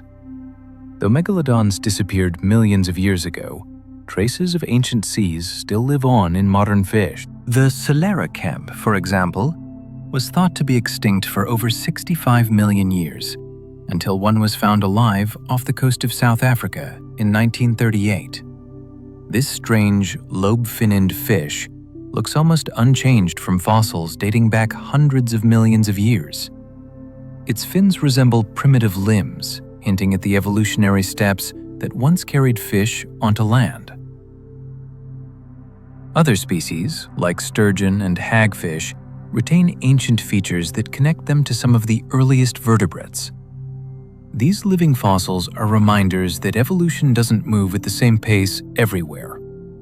Some creatures adapt and change quickly, while others remain stable for eons, surviving just as they are. The ocean is a time capsule, holding echoes of life's earliest experiments still swimming today. The ocean holds vast reservoirs of frozen methane. Far beneath the seafloor, locked within icy crystals, lies an enormous storehouse of energy, methane hydrates. These are strange structures where methane gas is trapped inside cages of frozen water, forming a substance that looks like ice but burns if touched by flame. Scientists estimate there may be more carbon stored in these hydrates than in all known fossil fuels on land. If released suddenly, they could warm the planet dramatically. But they also represent a potential energy source, a frozen fuel waiting in the dark. The hydrates are found in deep sediments and along continental slopes, where pressure and cold keep them stable. They are fragile, though, and a change in temperature could set them free. It is humbling to think that beneath the calm ocean floor lies a hidden reservoir that could change the course of Earth's climate and energy future. Underwater landslides can trigger massive tsunamis. We often think of tsunamis as being caused by earthquakes, but the ocean has another way of creating these enormous waves. underwater landslides. Along the steep slopes of submarine canyons, vast amounts of sediment can suddenly give way, tumbling downward into the abyss. This sudden movement displaces huge volumes of water, sending shockwaves outward as towering waves. Some of the largest tsunamis in history may have been triggered this way, their origins hidden beneath the sea. One ancient landslide off the coast of Norway, known as the Stoga Slide, caused waves hundreds of feet high that swept across the North Atlantic thousands of years ago. These underwater avalanches still occur today, though most are smaller and unnoticed by people on land. They remind us that the ocean floor is not fixed or stable, but alive, with movements capable of reshaping coastlines in a single moment. Earth's magnetic field leaves stripes on the ocean floor. The ocean floor is like a giant tape recorder, preserving a record of Earth's magnetic history. As molten rock wells up at mid-ocean ridges and cools, tiny magnetic minerals inside it align with Earth's magnetic field, freezing in place like tiny compasses. Over millions of years, as the planet's magnetic field has flipped with the North and South poles trading places, these rocks have recorded the changes. The result is a series of stripes across the seafloor, alternating bands of magnetic orientation that stretch for thousands of miles. When scientists first mapped these patterns, it provided stunning evidence that the continents move and the seafloor spreads apart. The ocean floor is not just a landscape. It is a history book written in stone, holding the memory of Earth's wandering poles and drifting continents across immense spans of time. Deep beneath the ocean, along volcanic ridges, vents known as black smokers rise like underwater forges. From them flow dark, metal-rich fluids, carrying heat and minerals from deep within the planet into the cold, silent sea. They look like chimneys rising from the seafloor, belting out dark plumes of superheated water. This water, nearly as hot as molten lead, is filled with dissolved minerals and metals. When it gushes into the cold cedar, the minerals solidify instantly, falling back down in clouds that look like smoke. Around these vents, life thrives in surprising abundance. Giant tube worms, clams, and swarms of shrimp feed on bacteria that use the minerals for energy. In a place without sunlight, these ecosystems are powered by the Earth's inner heat. Black smokers are also thought to be similar to the environments where life first began on Earth. They are underwater forges, reshaping the seafloor, fueling life, and reminding us that creation can spring from even the most extreme conditions. The deep sea is the largest habitat on Earth. When we imagine Earth's habitats, we often picture forests, deserts, or grasslands. But the largest habitat of all lies beneath the waves, the deep sea. Everything below about 200 meters, where sunlight fades away, makes up the vast majority of our planet's living space. It stretches across more than half the planet's surface and plunges miles deep. Within it live countless species, many still unknown, adapted to darkness, pressure, and cold. It is a place of quiet but constant motion, where slow currents move nutrients and where life takes on forms unlike anything found on land. From glowing jellyfish to colossal squid, the deep sea is Earth's hidden wilderness, the biggest ecosystem we have, and one we still barely understand. To drift there in imagination is to float in the planet's greatest, most mysterious home. Some deep-sea fish carry lanterns on their heads. In the twilight and midnight zones of the ocean where sunlight cannot reach, some fish create their own light. The most famous of these are the anglerfish, which carry glowing lures dangling from stalks on their heads. These lanterns are produced by bioluminescent bacteria living in a special pouch at the tip of the stalk. The fish waves this glowing orb in the dark like a flickering candle. Smaller creatures, curious or drawn to the light, swim closer and are swallowed in an instant. Some anglers can even control the brightness of their lure, turning it on and off like a flashlight.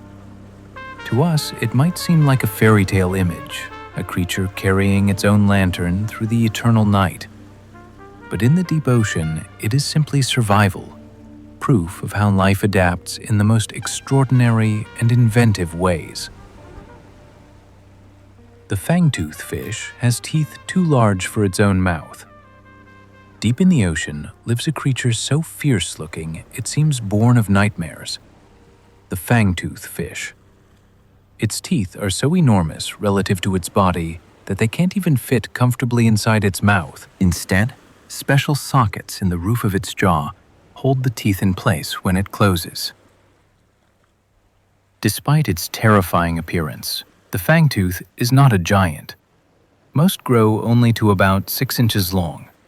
But what they lack in size, they make up for in design. Their needle-sharp teeth ensure that any prey unlucky enough to come close cannot escape. In the darkness of the deep sea, where food is scarce and encounters are rare, such adaptations can mean the difference between survival and starvation. The fangtooth is a reminder that the ocean's depths are filled with creatures that seem almost too strange to be real. Gulper eels can swallow prey larger than themselves. The gulper eel is a creature of extremes. Its body is long and slender, but its mouth is enormous, ballooning outward like a vast, dark net. This unique adaptation allows it to swallow prey much larger than itself, even creatures half its own length. The gulper eel lives in the deep ocean where meals are scarce and unpredictable. When something edible comes within reach, the eel opens its enormous jaws, expanding them into a gaping void that can engulf almost anything. Its body stretches to accommodate the meal, allowing it to feast even when prey is rare. The gulper's tail often glows with a bright, pinkish light, perhaps to attract unsuspecting victims. Watching one open its mouth is like watching a shadow turn into a cave. The ocean itself seems to gape open, ready to swallow whatever drifts too close. Anglerfish use glowing lures to attract victims. Perhaps no creature better embodies the eerie wonder of the deep sea than the anglerfish. With needle teeth and a huge mouth, it looks fearsome. But its most famous feature is the glowing lure that dangles from its forehead. This lure is filled with bioluminescent bacteria glowing softly in the darkness. Smaller fish, mistaking it for food, swim toward the light, only to be caught in the anglerfish's jaws. Female anglerfish are the hunters, growing much larger than the males. In some species, tiny males fuse permanently to the females, becoming little more than living sources of sperm. It's a bizarre strategy, but it ensures that when a female finds food in the vast, dark ocean, she also has a mate attached. The anglerfish reminds us that in the deep sea, life is both terrifying and ingenious, evolving in ways we can barely imagine. Some deep-sea creatures are transparent as glass. In the darkest waters, camouflage takes on strange and beautiful forms. Many deep-sea creatures are nearly invisible, their bodies transparent as glass. Some jellyfish are so clear you can see their internal organs glowing faintly within. Certain fish, like the glass squid, have bodies that are almost entirely see-through, with only their eyes visible as faint shadows. This invisibility protects them from predators in the vast emptiness of the deep, where there are few places to hide. Light passes straight through them, making them vanish into the water around them. For humans, it's like seeing a living ghost, a creature that is present and yet barely there. In a realm without sunlight, where survival depends on remaining unseen, transparency is the perfect disguise. The ocean is full of these ghostly beings, drifting quietly through the blackness, like whispers of water itself. Others have skin so black they absorb nearly all light. In the deep ocean, some creatures have evolved to disappear in a different way. Instead of becoming transparent, they cloak themselves in skin so black that it absorbs nearly every photon of light. These ultra-black fish have skin that traps over 99% of light, making them nearly invisible even when bioluminescent creatures shine nearby. To a predator searching with glowing lures or sensitive eyes, the fish vanish against the background of darkness. Their skin acts almost like living velvet, scattering light inward so nothing reflects back. Even cameras designed for the deep struggle to capture their forms. These creatures float like moving shadows, perfectly hidden in the abyss. It is camouflage taken to the ultimate extreme, not by blending in with their surroundings, but by becoming darker than the deep itself. A reminder that invisibility is not just fantasy, but a survival tool of the sea. The ocean floor holds more gold than all the mines on land. It may surprise you to know that the ocean is filled with gold, far more than all the mines ever dug on land. Dissolved in seawater and trapped in sediments across the ocean floor lies an estimated 20 million tons of gold. But this treasure is spread so thin that extracting it is nearly impossible. Each liter of seawater contains only a few billionths of a gram of the precious metal. Still, the thought is staggering. Beneath the waves, glittering in the dark, lies more gold than humans have ever held in their hands. Some scientists imagine technologies that might one day make this treasure accessible, though for now it remains far beyond our reach. The ocean hides riches not in sparkling piles, but in endless, invisible abundance. A treasure chest so vast that it reminds us how small our own wealth truly is. There are lost shipwrecks scattered across the sea. Beneath the waves, hidden from sight, lie the remains of countless ships. Some sank in storms, some in battle, and others simply vanished into the deep without a trace. It's estimated that more than 3 million shipwrecks rest on the sea floor, ranging from ancient wooden vessels to modern steel giants. Each one is a time capsule, preserving a moment of history beneath layers of sand and coral. Some hold cargoes of gold and silver. Others, everyday objects, pottery, tools, and coins that whisper stories of lives long past. Many wrecks become artificial reefs, their broken hulls now home to fish, corals, and sea turtles. Divers sometimes describe the eerie quiet of exploring these sunken ships as if they're walking through a memory. The ocean is both graveyard and guardian, holding the remains of human journeys in its timeless, watchful silence. Some are preserved perfectly for centuries in cold depths. In the coldest, darkest corners of the sea, time seems to pause. Shipwrecks that would quickly decay on land can remain intact for centuries underwater. The icy depths slow decay, and the lack of oxygen prevents wood and metal from rotting. Off the coast of Sweden, a 16th century warship called the Vasa was raised from the seafloor in near-perfect condition, its timbers still strong after more than 300 years beneath the waves. In the Black Sea, where oxygen barely reaches the depths, ancient Greek ships have been found with masts, ropes, and even cargo preserved. These underwater vaults hold history in suspension, freezing it in time. To peer into a wreck like this is to look directly into another age, as if centuries have collapsed and the ocean has quietly kept its secrets until we were ready to discover them. Sunken cities still rest beneath the waves. Not only ships, but entire cities lie beneath the ocean's surface. Off the coast of Egypt, the ancient city of Trisharon once thrived as a bustling port filled with temples and markets. Over time, the shifting seabed swallowed it, leaving its stone columns and statues hidden underwater for more than 1,000 years.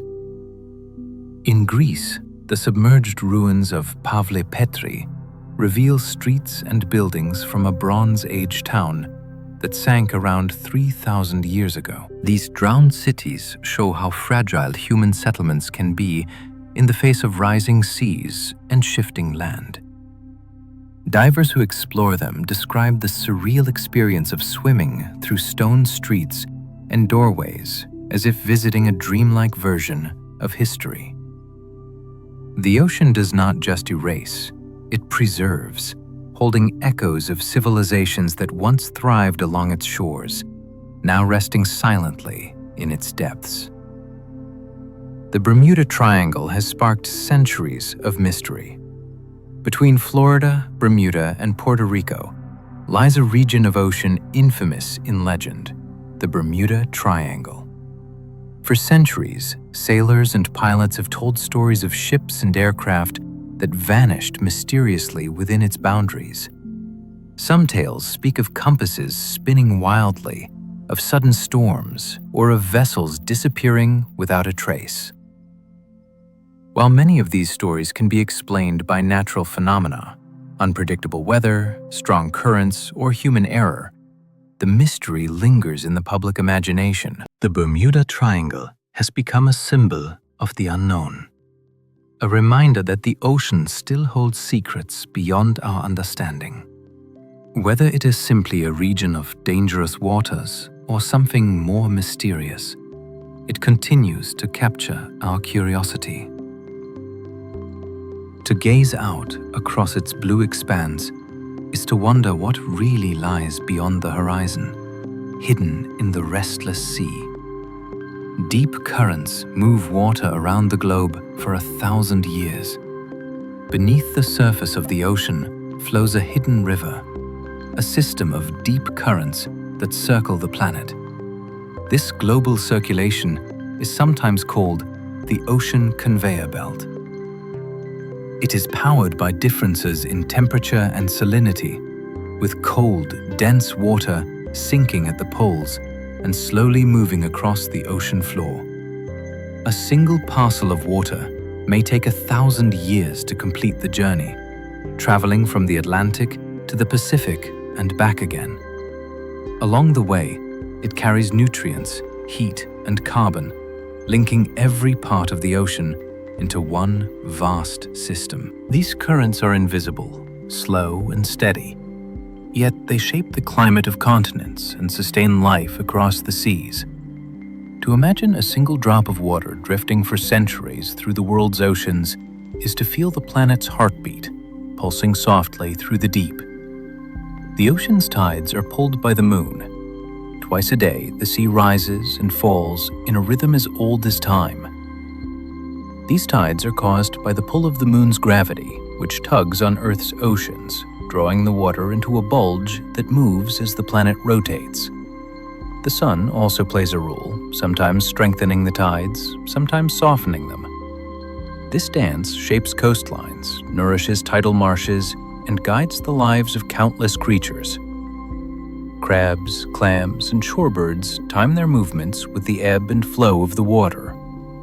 For humans, tides have guided sailors for thousands of years, determining when ships could leave harbor or cross shallow passages. Standing on a beach as the water draws back and then returns, you are witnessing the invisible touch of the moon itself, pulling gently on our world, a silent reminder of our connection to the cosmos. King tides can swallow entire coastlines. Most tides rise and fall predictably, but a few times each year, something remarkable happens. When the sun, moon, and earth align just right, their combined pull creates what are called king tides, the highest tides of the year. These surges can raise sea levels several feet higher than normal, flooding coastlines, covering roads, and swallowing entire beaches. To those who live near the shore, a king tide can be a powerful reminder of the ocean's reach, showing what higher sea levels might look like in the future as the climate changes. Photographers often gather to capture the spectacle of waves lapping at city streets or rising over sea walls. To watch a king tide roll in is to see the ocean claim its space, reminding us that the boundary between land and sea is never fixed, but always shifting with the pull of the moon. Tsunamis can travel across entire oceans at jet speed. When a massive earthquake or landslide displaces a vast amount of water, the result is a tsunami, a wave that moves not just across a beach, but across entire oceans. Unlike ordinary waves, which are caused by wind, tsunamis are driven by the movement of water itself. They can race across the sea at speeds of 500 miles per hour, as fast as a jet airplane. In the open ocean, they may appear small, only a few feet high. But as they approach shallow water, they grow into towering walls. A tsunami that begins in the Pacific can reach the shores of another continent in less than a day. Scientists use sensors and satellites to track them, but their power remains humbling. Each tsunami is a reminder that the ocean is not just a vast, quiet expanse. It is also a restless force. Storm surges can raise the sea higher than a house. When powerful storms sweep across the ocean, the winds and low pressure can push the sea itself onto the land. This is a storm surge, a massive rise in sea level that can lift the water higher than the roof of a house. Unlike a regular tide, it comes suddenly, often alongside crashing waves and heavy rain. During hurricanes, storm surges can be the most destructive force, flooding entire towns, toppling seawalls, and reshaping coastlines overnight. To those who live near the shore, the ocean's calm surface can transform into an unstoppable flood in a matter of hours. And yet, when seen across the vast sweep of Earth's history, these surges are part of a natural rhythm, one that continually reshapes land and sea. Each powerful movement reminds us that the line we draw between ocean and shore is never fixed, but always shifting under the quiet authority of water. The deep ocean, hidden from view, holds more living mass than any other place on Earth. A silent reservoir of life moving slowly beneath the surface of time. It may seem hard to believe, but the deep ocean is home to the largest concentration of life by biomass on the planet. Though individual animals may be small or rarely seen, their sheer numbers are staggering. Tiny creatures like copepods, krill, and jellyfish form thick clouds that stretch for miles. Enormous schools of lanternfish, estimated in the trillions, migrate up and down each day in the planet's greatest hidden journey. These creatures feed larger predators, recycle nutrients, and form the foundation of marine food webs. Together, they outweigh the total mass of all land animals combined. The deep is not barren.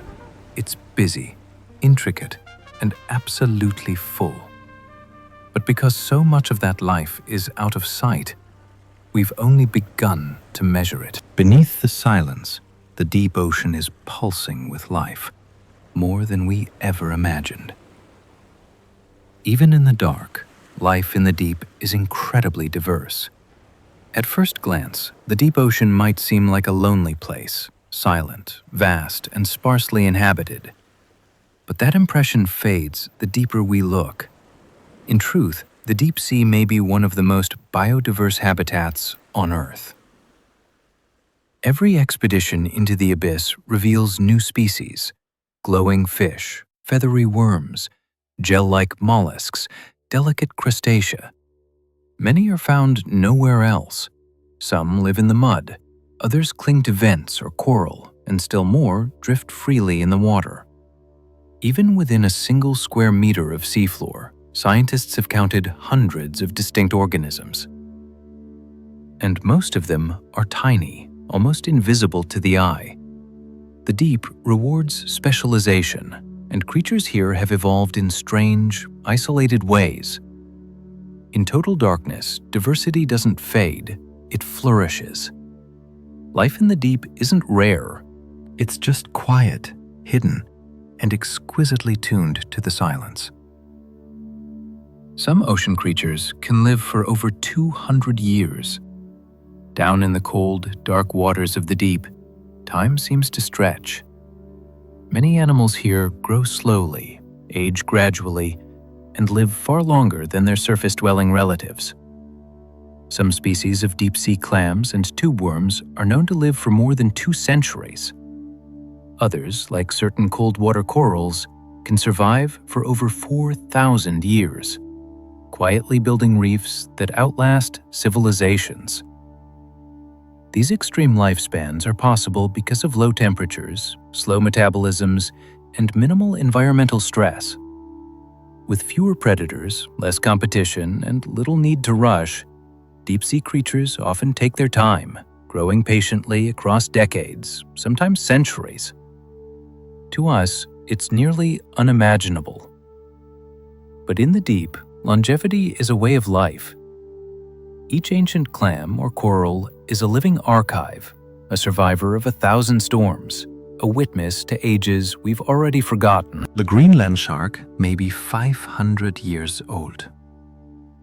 The Greenland shark is one of the ocean's most mysterious giants, a slow-moving predator that drifts through the icy depths of the North Atlantic.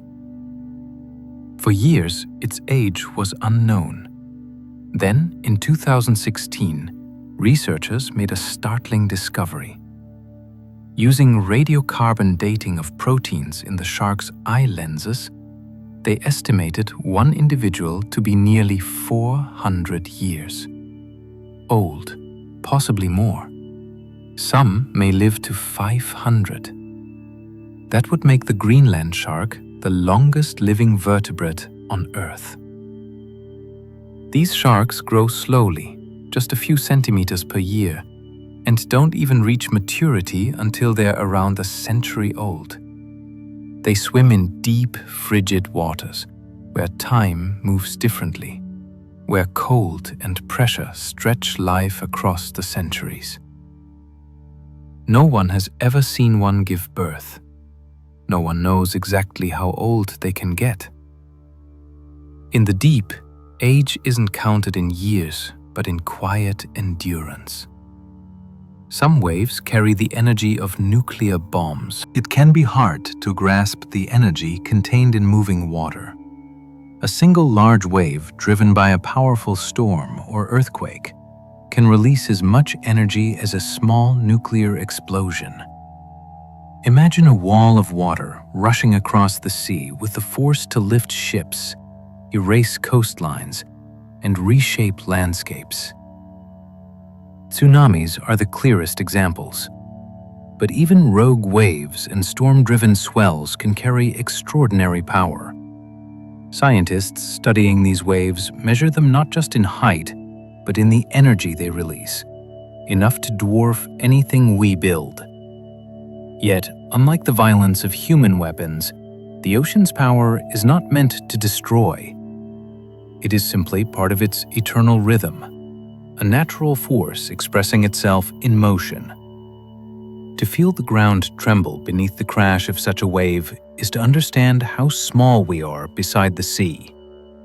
The Pacific Ocean is larger than all continents combined. The Pacific Ocean is so vast, it defies imagination. Stretching from Asia to the Americas, it covers more than 60 million square miles. To put that in perspective, the Pacific is larger than all of Earth's continents combined. Within its waters are countless islands, deep trenches, and entire ecosystems that thrive in silence and mystery.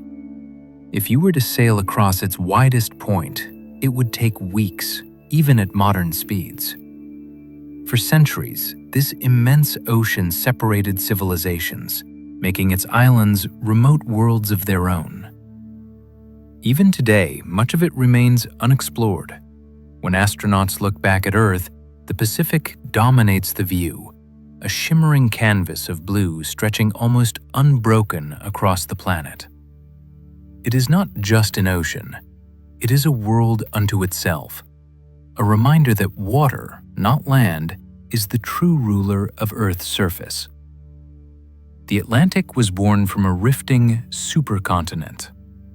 Long ago, Earth's continents were joined together in a single landmass known as Pangaea. Over time, immense forces beneath the Earth tore this supercontinent apart, opening a crack that widened into the Atlantic Ocean. The process is still happening today.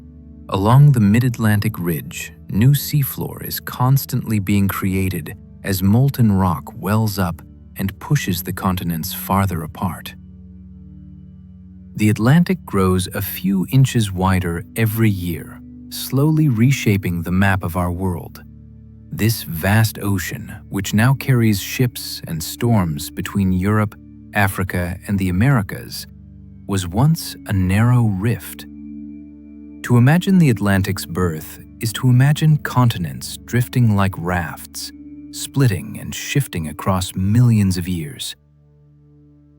The ocean we know today is young in geological terms, still expanding, still stretching, a reminder that even oceans are temporary in Earth's endless story. The Indian Ocean has its own monsoon circulation. The Indian Ocean is unique among Earth's great seas. Unlike the Pacific or Atlantic, which are largely shaped by steady currents, the Indian Ocean breathes with the rhythm of the monsoons. Each year, the winds reverse direction. In summer, warm air over the land pulls moist ocean winds inland, bringing heavy rains that sustain billions of people. In winter, the winds reverse, blowing dry air out to sea. This seasonal heartbeat has shaped civilizations for thousands of years, guiding trade, agriculture, and culture across South Asia, Africa, and the Middle East. Traders once timed their voyages to the monsoon winds, crossing vast distances when the currents were favorable. Even today, the monsoon is vital, bringing life-giving rains, but also fierce storms. The Indian Ocean reminds us that the sea is not just water. It is a force that shapes human history itself. The Mariana Trench is Earth's deepest scar. The Mariana Trench, located in the Western Pacific, holds the record for the deepest part of Earth's oceans and of the planet's crust. It plunges nearly 11,000 meters below sea level at its lowest point, known as the Challenger Deep. That's deeper than Mount Everest is tall. The trench is not a crack or a canyon. but a vast, curving depression formed by immense geological forces. It's the result of one tectonic plate sliding beneath another in a process called subduction. The result is a kind of scar, a slow, grinding wound in the Earth's surface that has been growing for tens of millions of years. Down there, the water is near freezing, the pressure is crashing, and light never reaches. Yet, even in this most extreme environment, life finds a way. The Mariana Trench reminds us how deep the Earth truly goes and how far mystery can stretch. Trenches form where continents sink into the mantle. Oceanic trenches are some of the deepest and most dramatic features on the planet, and they are created by one of the most powerful processes in geology, subduction. Along certain boundaries, tectonic plates collide, and the denser oceanic crust is forced downward beneath lighter continental crust. As it sinks, it drags material deep into Earth's mantle, forming a deep trench at the boundary line. These trenches can be thousands of kilometers long and several kilometers deep. They are zones of bathquakes, volcanoes, and intense pressure. But they are also ancient, marking the slow recycling of Earth's surface over tens of millions of years. The Pacific Ocean is ringed by these deep scars, forming what's known as the Ring of Fire. From above, they are invisible, but far below, they are the grinding edges of continents, places where the crust folds, cracks, and disappears into the deep. Even the deepest trenches host strange living creatures. For years, scientists believed that nothing could survive in the crushing darkness of the ocean's deepest trenches. But they were wrong. With the help of deep-diving submersibles and robotic landers, we've discovered that even the Challenger Deep, nearly 11 kilometers down, is home to life. Amphipods scuttle through the mud. Microbes live in the sediments. Strange translucent fish with fragile fins and ghostly bodies drift slowly near the bottom. These creatures survive in freezing temperatures with no sunlight and under pressures over 1,000 times that of the surface. They've adapted in ways we're still trying to understand, with flexible membranes, pressure-resistant enzymes, and unique metabolic tricks. Even at the farthest edges of the biosphere, life quietly endures. The deepest trenches are not empty voids, but hidden worlds, delicate, hushed, and very much alive. Some fish are able to thrive in waters where oxygen is almost absent. In many regions of the deep ocean, oxygen levels fall so low they would overwhelm most known animals. Yet here, life adapts, persists, and continues its quiet unfolding in the dark. These oxygen minimum zones exist at depths between 200 and 1,000 meters, places where the water is too far from the surface to be refreshed by the wind and too deep for photosynthesis. But life still finds a way. Some species of fish, like the slender fangtooth or certain types of lanternfish, have evolved to survive with barely any oxygen at all. They slow their metabolisms, reduce muscle activity, and rely on specialized proteins that help them extract the tiniest traces of oxygen from the water. Others may use gills with massive surface areas or shift their behavior to avoid the worst conditions. These fish don't just survive where others would die. They thrive in the quiet, oxygen-starved deep. Resilience is everything.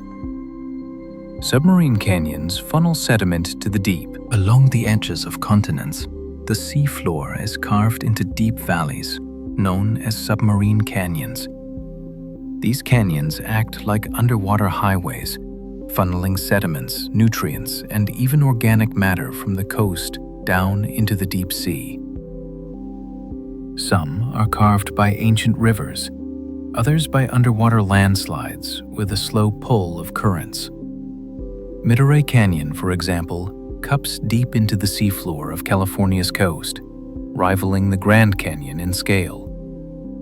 These hidden valleys are vital to marine life.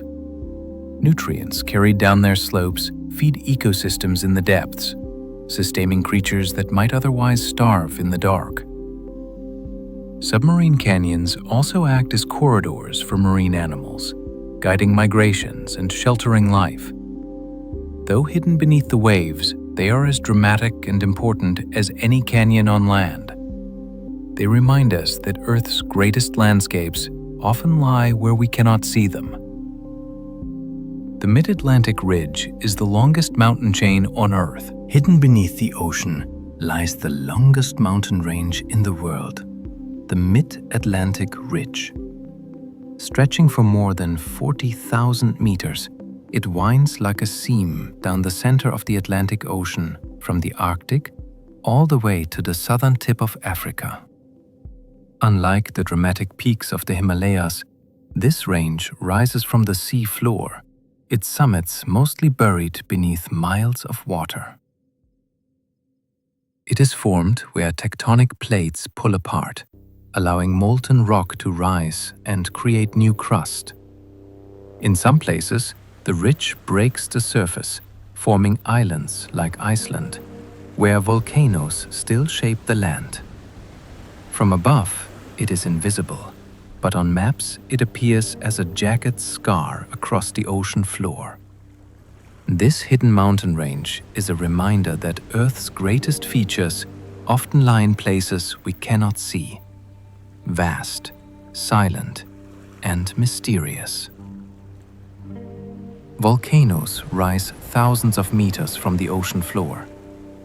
When we imagine volcanoes, we picture fiery peaks rising above the land. But many of Earth's tallest volcanoes lie beneath the ocean, unseen. Seamounts and submarine volcanoes can rise thousands of meters from the seafloor, forming immense mountains that never break the surface. Some are still active, sending plumes of ash and hot water into the sea, reshaping the landscape in silence. In fact, the tallest mountain on Earth isn't Everest, it's Mauna Kea in Hawaii. From its base on the seafloor to its summit above the waves, it stands taller than any other mountain on the planet. These underwater volcanoes are more than just geological wonders. They create new habitats for marine life, release nutrients into the sea, and shape the islands and coastlines we know. Beneath the waves, the Earth is still building itself, one fiery eruption at a time.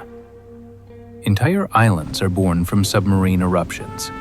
Sometimes the ocean itself gives birth to new land. When underwater volcanoes erupt with enough force, they can build mountains that rise all the way to the surface, breaking through as brand new islands.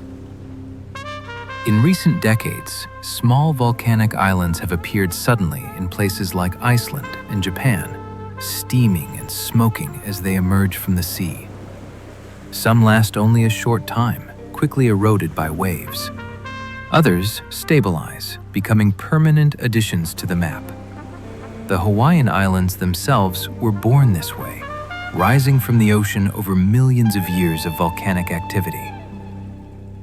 To witness such an event is to see creation in real time, the Earth reshaping itself before our eyes.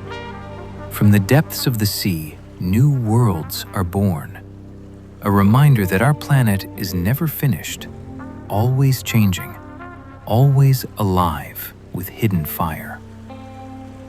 Now we know they have tentacles longer than a bus. A fully grown giant squid can reach lengths of up to 13 meters, more than the length of the city bus. Most of that size comes from two incredibly long feeding tentacles, which are tipped with suckers, lined with tiny serrated rings. These tentacles can shoot out to snatch prey with astonishing speed, drawing fish and other squid back toward a hooked beak hidden at the center of the arms. The giant squid's body is soft and boneless, allowing it to survive at extreme depths and squeeze through narrow gaps. But its size and power are undeniable. especially when you realize that it may not even be the largest squid in the sea. The colossal squid, its close cousin, might be even heavier. Deep in the darkness, unseen battles between giants could still be taking place. Tentacle against tooth. Myth against mystery. The colossal squid has eyes the size of dinner plates. Of all the creatures that inhabit the deep ocean, none has eyes quite like the colossal squid. Each eye can reach 25 centimeters in diameter, about the size of a large dinner plate. They are the largest eyes known in the animal kingdom, evolved to gather the faintest glimmers of light in the abyss. With such eyes, the squid can detect distant bioluminescent flashes, the ghostly flicker of prey, or the approach of a predator. These massive creatures are rarely seen, but when they are, they leave a powerful impression. One specimen, captured near Antarctica, had sharp, swiveling hooks on its arms and weighed over 500 kilograms. The colossal squid is bulkier and more powerfully built than its giant cousin, and it may still be growing. In the frozen dark of the Southern Ocean, this nearly mythic beast drifts, enormous and unseen. Some deep creatures keep growing their entire lives. On land, most animals stop growing once they reach adulthood. In the deep ocean, it's not always so simple. Many species, including some fish, crustaceans, and cephalopods, continue growing throughout their lives, slowly adding mass and size over the years. This phenomenon, known as indeterminate growth, may help these creatures adapt to the harsh conditions of the deep. Low temperatures, scarce food, and immense pressure. It also means that, given enough time, some deep-sea animals can reach enormous sizes. Slow metabolism and long lifespans allow for gradual, almost glacial growth. In this still cold world, nothing needs to hurry. Over decades or even centuries, a small creature might become a giant, and we may have only seen the younger ones. Somewhere in the darkness, the elders of the deep may still be growing, unseen and unmeasured, older than memory. The frilled shark looks like a fossil come to life. Sometimes called a living fossil, the frilled shark is one of the most ancient-looking creatures in the ocean. It has a long it-like body, a wide mouth full of needle-like teeth, and gill slips that form frinnies along its throat. It rarely ventures near the surface, spending most of its life in the cold, dark depths, between 500 and 1,000 meters below. Its lineage dates back over 80 million years, and its body has changed very little since then. It moves in slow, serpentine motions, striking quickly when prey comes near. Few people have ever seen one alive. Most encounters come from deep trolling nets or remote cameras, but every glimpse reminds us that the ocean holds creatures shaped by ancient worlds, animals that seem to have drifted forward through time, carrying echoes of the distant past. Others create skeletons that endure for thousands of years. Corals may appear fragile, yet their limestone frameworks can last across millennia. As each tiny polyp builds its shelter, it leaves behind a lasting trace that remains long after its life has passed. Over centuries, these quiet contributions gather and rise into vast reefs, some of which have been growing layer by layer for more than 8,000 years. The Great Barrier Reef, stretching across Australia's coast, is so vast that it can be seen from space. Even when corals die, their skeletons provide a foundation for new life to grow, layer upon layer, like the rings of a tree. In this way, reefs are both living and ancient, constantly renewing themselves yet preserving the memory of generations long gone. They remind us that even the smallest creatures working together can create structures that endure longer than cities, longer than civilizations, longer than the memory of humankind itself. Coral polyp can clone themselves to expand the reef. Coral reefs are built by polyps so small you could miss them with the naked eye. Yet, these creatures have an extraordinary ability. They can clone themselves. When a polyp divides, it creates an identical copy which settles nearby and begins building its own skeleton. Over time, these clones form colonies, expanding outward into elaborate structures. It's like a living organism that builds its own home brick by microscopic brick. This ability allows reefs to grow steadily for thousands of years, spreading across vast stretches of ocean floor. Each new polyp is both a separate creature and part of the whole, connected to its neighbors, sharing food and protection. The result is one of the most intricate ecosystems on Earth. Coral cloning is a quiet, patient process, but over centuries it builds something breathtaking. Entire living continents beneath the waves. Reef ecosystems are among the most diverse on Earth. Step into a coral reef and you are entering one of the most diverse ecosystems on the planet. Thousands of species live together in a single reef. Fish of every color, tiny shrimp cleaning larger creatures, sea turtles grazing on seagrass, and sharks gliding silently above. The reef provides food, shelter, and breeding grounds for about a quarter of all marine species, despite covering only a tiny fraction of the ocean floor. This concentration of life rivals even the richest rainforests. The interactions within a reef are delicate and complex, with every creature depending on others for balance. A small change, a shift in temperature, a drop in water quality can ripple outward, affecting the entire system. To float above the reef is to watch life in its most dazzling and intricate form. A living mosaic of color and motion woven by the sea itself.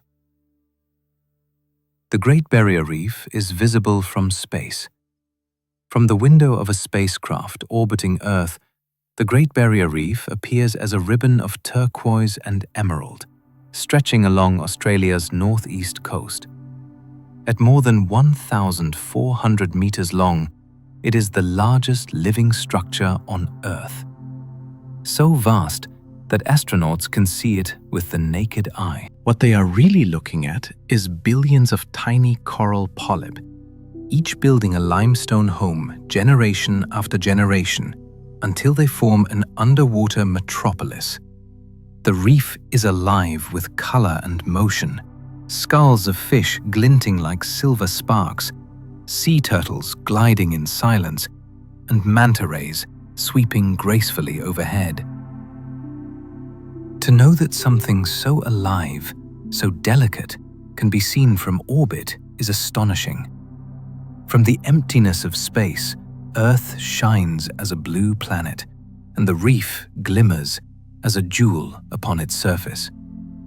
Sound travels faster in the deep than in the air. In the ocean, sound behaves very differently than it does in the air. Water is denser and more elastic, which means sound waves move through it much faster, about 4 times faster. In fact, the deeper you go, the faster the sound travels. At the surface, sound might move at around 1,500 meters per second, but in the crushing pressures of the deep, it can be even faster. This speed allows whales to call across vast distances, sometimes hundreds of kilometers. And it's not just faster. Sound also travels farther underwater than light or smell.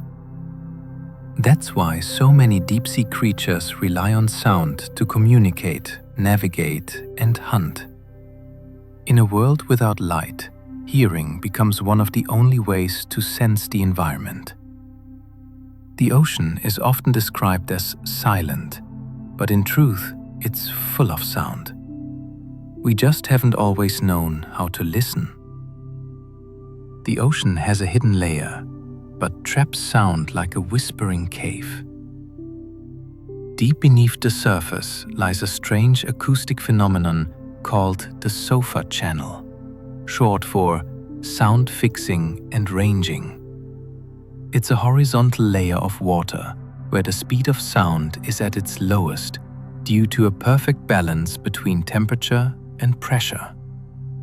Sound waves entering this layer don't scatter in all directions. They get bent back inward, trapped and funneled horizontally across vast distances. A single, low-frequency sound can travel for thousands of kilometers inside the Sofa channel, barely losing energy. Submarines use it, so do whales. And in the 1960s, scientists even placed underwater microphones here to monitor for distant nuclear tests. It's like a natural whispering gallery that encircles the globe, a place where voices can travel far beyond the horizon. In the deep sea, this hidden sound tunnel connects worlds that are otherwise lost in darkness and silence. We've recorded bizarre noises in the deep we can't explain. Ever since humans began listening to the ocean with underwater microphones called hydrophones, we've picked up sounds that defy explanation. Some are low rumbles. Others are short bursts or eerie moans. Many don't match the patterns of any known marine creature, seismic event, or man-made noise. Scientists have catalogued these unexplained sounds, often giving them whimsical names like upsweep, slow down, and Julia. Some are seasonal. Some only happen once. Their origins remain mysterious. Are they caused by shifting icebergs, deep undersea quakes, massive animals we've never seen? We don't yet know. These sounds remind us how much of the ocean remains uncharted, not just visually, but acoustically. The deep sea isn't silent. It speaks in voices we can record, but not always understand. Listening to these unknown echoes is like overhearing a conversation in a language we haven't learned yet. Some fish use choral sounds to find their way home.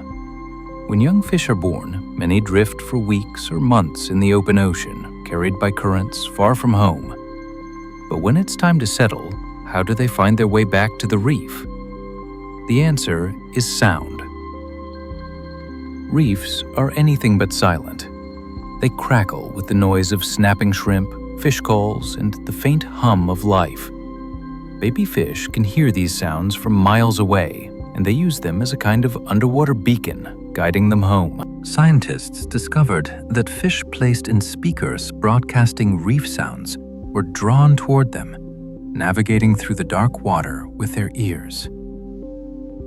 This means reefs are not only colorful to the eye, but also rich in hidden soundscapes that shape the lives of creatures. The ocean speaks in ways we cannot hear, and its children listen carefully.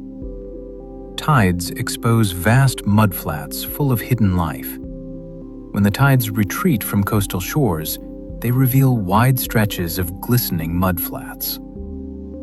At first glance, these flats look empty, but they are alive with hidden life. Beneath the wet sand, clams and worms burrow, waiting for the water to return. Crabs scuttle sideways across the surface, leaving tiny tracks that disappear with the next wave. Birds flock to the exposed flats, probing the mud for food. Entire ecosystems depend on this daily rhythm, when the sea pulls back to reveal its secrets before sweeping in again. For humans walking across these landscapes, the ground may feel soft and endless, dotted with shells and rippling patterns. Mudflats are reminders that even in the soapsalest, quietest places, life is abundant. They are the ocean's secret gardens, revealed only for a few hours at a time, then hidden again beneath the returning tide. Some crabs can climb trees. When we think of crabs, we imagine them scuttling along the sand or hiding in rocky tide pools. But in tropical islands across the Indian and Pacific Oceans, some crabs have taken to the trees. Coconut crabs, the largest land-dwelling arthropods in the world, can climb towering palms with ease, using their powerful legs to grip the bark. They climb to snatch coconuts, which they can crack open with claws strong enough to snap bones. These giants can weigh more than 9 pounds and stretch nearly 3 feet across. Despite their size, they are expert climbers, moving silently among the leaves. Smaller species, like mangrove crabs, also climb trees to feed on leaves and escape predators. To see a crab clinging to a branch high above the water is surreal. A creature of the sea returning to the air, exploring yet another world. Sea cucumbers clean the ocean floor. On the sea floor, countless creatures sift through sand and mud, recycling nutrients in ways that keep the ocean alive. Among the most important are sea cucumbers, soft, tube-shaped animals that creep slowly across the bottom. As they feed, they swallow sand and organic matter, digest what they need, and expel the rest, leaving behind clean sediment. In this way, they act like the earthworms of the sea, turning over the seabed and keeping ecosystems healthy. In some regions, entire stretches of the ocean floor are covered with sea cucumbers, quietly working as cleaners. Despite their simple appearance, they play a vital role in keeping marine life thriving. Without them, the sea floor could become clogged with waste, suffocating the creatures that live there. Sea cucumbers remind us that even the humblest forms of life can be essential, silent caretakers of the ocean's endless floor. Some deep-sea creatures glow like living lanterns. In the blackness of the deep ocean, light becomes a precious resource, and many creatures have evolved to produce their own. This phenomenon is called bioluminescence, and it is astonishingly widespread in the deep sea. Fish, squid, jellyfish, plankton, all capable of emitting light in soft blues, greens, and even rare reds. They do it using chemical reactions inside specialized cells or organs, creating eerie glows that hover in the dark. Some use it to lure prey, others to attract mates. Some flash patterns to confuse predators, or even vanish by canceling out their own shadows. Bioluminescence is more than beautiful. It's a language of survival. For the creatures that live beyond sunlight, light is both camouflage and signal, weapon and shield. It may be the only thing more common than darkness in the deep. And it turns the midnight ocean into a flickering galaxy of life. Bioluminescence may be the most common light on Earth. Imagine a world where most light isn't from the sun, but from living things in the deep ocean. That's exactly what happens. Because the vast majority of Earth's living space lies in the dark, deep sea, the light created by bioluminescent creatures may actually outshine all other natural light sources on the planet. Tiny plankton flicker and shimmer as they drift through the water. Fish glow softly from within, and jellyfish pulse with faint halo-like light. The glow is gentle, often blue or green colors that travel farther through water than any others.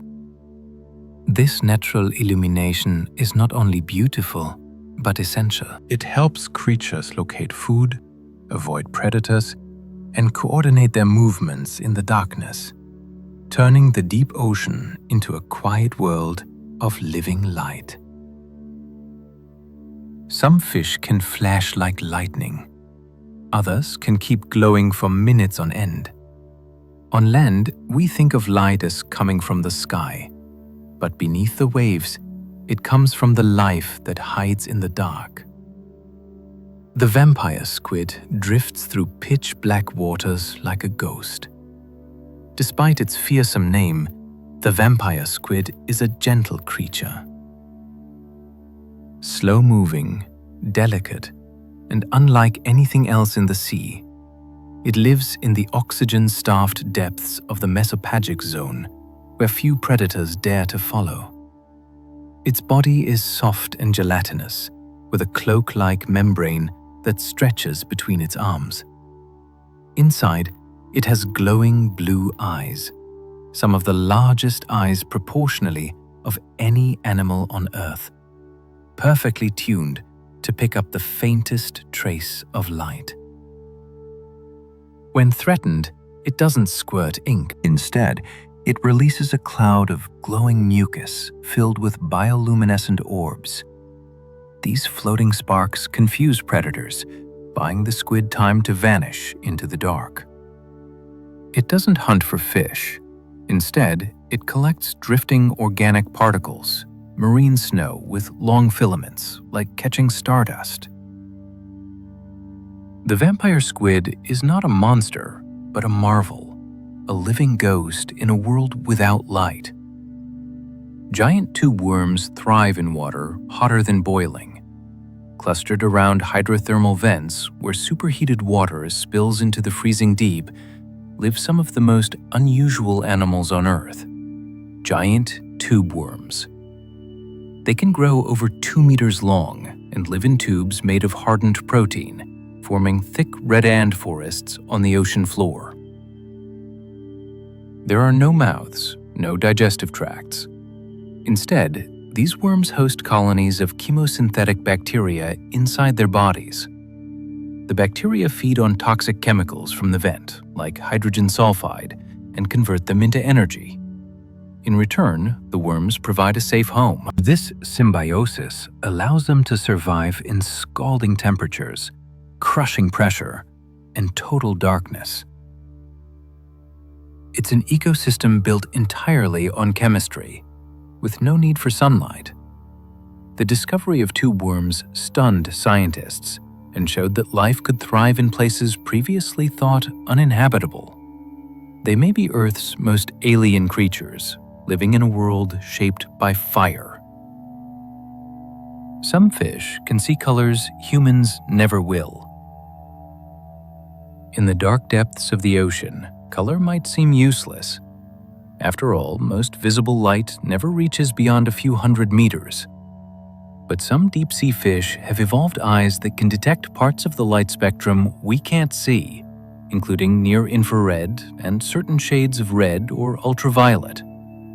These special adaptations allow them to spot prey that tries to hide using camouflage, or even communicate using subtle flashes invisible to other predators. The brown snout spookfish, for example, has a mirror-like structure in its eye that helps it detect faint glimmers of light from below.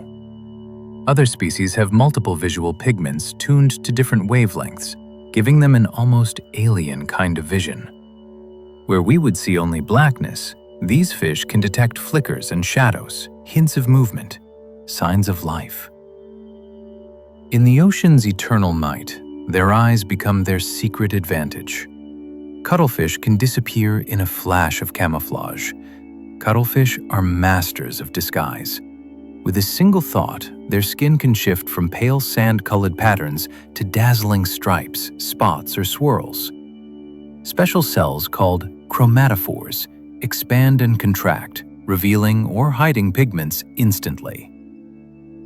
This allows them to vanish against their surroundings, blending so perfectly that predators pass by without noticing. But camouflage is only part of their magic. Quillish can also produce rippling waves of color across their bodies, mesmerizing prey until it drifts close enough to catch. To human eyes, it looks like living artwork, a canvas that changes with every pulse of the animal's skin. What makes this even more astonishing is that cuttlefish are colorblind. They create patterns and colors they cannot even see, guided by instincts written deep in their biology. In the quiet ocean, they are artists without eyes for their own masterpieces. Squid can communicate using pulses of color. While some creatures rely on sound to speak, many squid use light and color instead. Their skin is covered in specialized cells that can flash, shimmer, or darken in patterns. By pulsing stripes or waves of color, squid communicate with one another, signaling danger, confusing predators, or coordinating hunts. Some researchers believe they even use these displays as a kind of language, sending messages in rapid, silent flashes. To watch a school of squid in the deep sea is to see a conversation in light, a living code written across their shifting bodies in an environment where sound carries strangely and visibility is limited. This luminous communication is both practical and beautiful. It suggests that intelligence can take many forms, not just in words and voices, but in the flickering glow of colors across the skin of creatures beneath the waves. Some fish can produce electricity. Imagine swimming through the ocean and encountering a creature that glows with its own power, not just with light, but with electricity. Electric fish, like the electric eel, can generate powerful shocks strong enough to stun prey or deter predators. These shocks come from specialized cells called electrodes, which store and release electricity like tiny batteries. Some fish use weaker pulses to communicate, sending electric signals to one another in the dark. Others unleash jolt powerful enough to knock a human unconscious.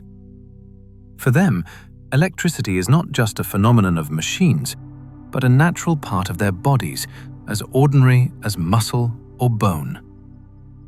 The ocean is full of such surprises, creatures that have taken the very forces of physics and made them their own.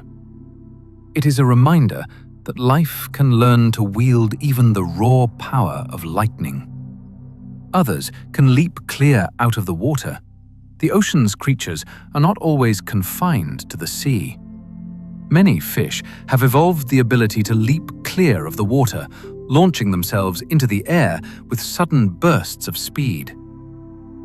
Flying fish are the most dramatic, using their wind-like fins to glide above the waves for hundreds of feet at a time, skimming the surface like silver arrows.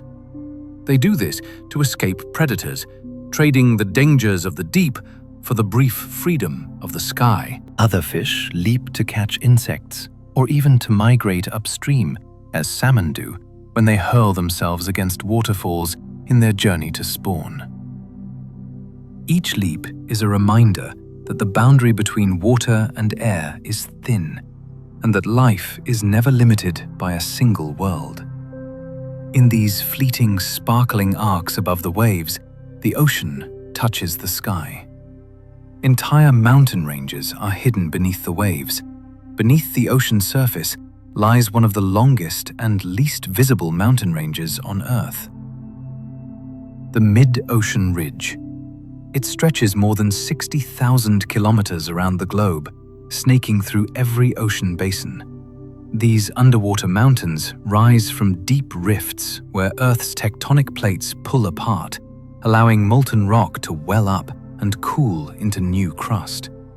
In places, the ridge rises high enough to form islands like Iceland, but most of it remains hidden beneath miles of water. Towering peaks, deep valleys, and volcanic vents make this range one of the most geologically active places on the planet. And yet, we've barely mapped it. These submerged mountains influence ocean currents, house entire ecosystems, and shape the planet's crust, all without ever breaking the surface. In the deep ocean, even mountains can go unnoticed, silent and immense beneath the rolling waves. The anglerfish hunts with a glowing orb on its head. One of the most haunting predators in the deep is the anglerfish, a creature with razor teeth, a wide, hollow jaw, and a glowing lure that dangles from its forehead. That glowing orb is a modified spine tipped with bioluminescent bacteria. In the endless blackness of the deep sea, it acts like a beacon, attracting small fish or squid that swim toward what looks like food, only to be swallowed whole. The anglerfish doesn't chase prey. It waits in stillness, jaws open, light swaying softly. And when something draws near, it strikes. Females can grow much larger than males and carry the lure. In some species, males fuse permanently with females, becoming little more than living sperm banks. It's a strange, haunting existence. But in a world without sunlight, a single point of light flickering in the dark can mean the difference between survival and starvation. Superheated vents create alien worlds at the bottom of the sea. Far beneath the waves, where tectonic plates pull apart and Earth's crust thins, cracks open in the sea floor. From these fissures, superheated water pours out, dark, mineral-rich, and scalding hot. These are hydrothermal vents, and they can reach temperatures over 400 degrees Celsius. Yet, even here, in conditions that would destroy most known life, ecosystems flourish. The vents create towering chimneys of black smoke built from dissolved minerals. Around them, life gathers in dense, thriving colonies. Tube worms, giant clams, swarming shrimp. It feels more like science fiction than Earth, like some deep alien planet lit from below. These vents don't rely on sunlight, but on chemistry, and they remind us that life doesn't need light, warmth, or air, only energy wherever it's found. In the deepest darkness, where the earth itself breathes, the ocean builds glowing cities of heat and stone. Most of Earth's ocean is wrapped in eternal darkness. If you were to dive beneath the ocean's surface, the light would begin to fade surprisingly quickly. By about 200 meters down, not even a tenth of the way through the ocean's average depth. Sunlight disappears almost entirely. Beyond this lies a realm of twilight, then total blackness. The deep ocean is so vast, so profoundly dark, that most of the light on Earth never reaches it. This darkness is not a temporary shadow, but a permanent feature, a kind of planetary night that stretches across millions of square kilometers. And yet, despite this absence of light, the deep is far from lifeless. Creatures here have evolved to see without seeing, to glow in the dark, and to thrive in a world untouched by day. It is a darkness not of emptiness, but of mystery, one that stretches further than the eye could ever follow. As this journey through the ocean comes to rest, the vastness beneath the surface can be left behind.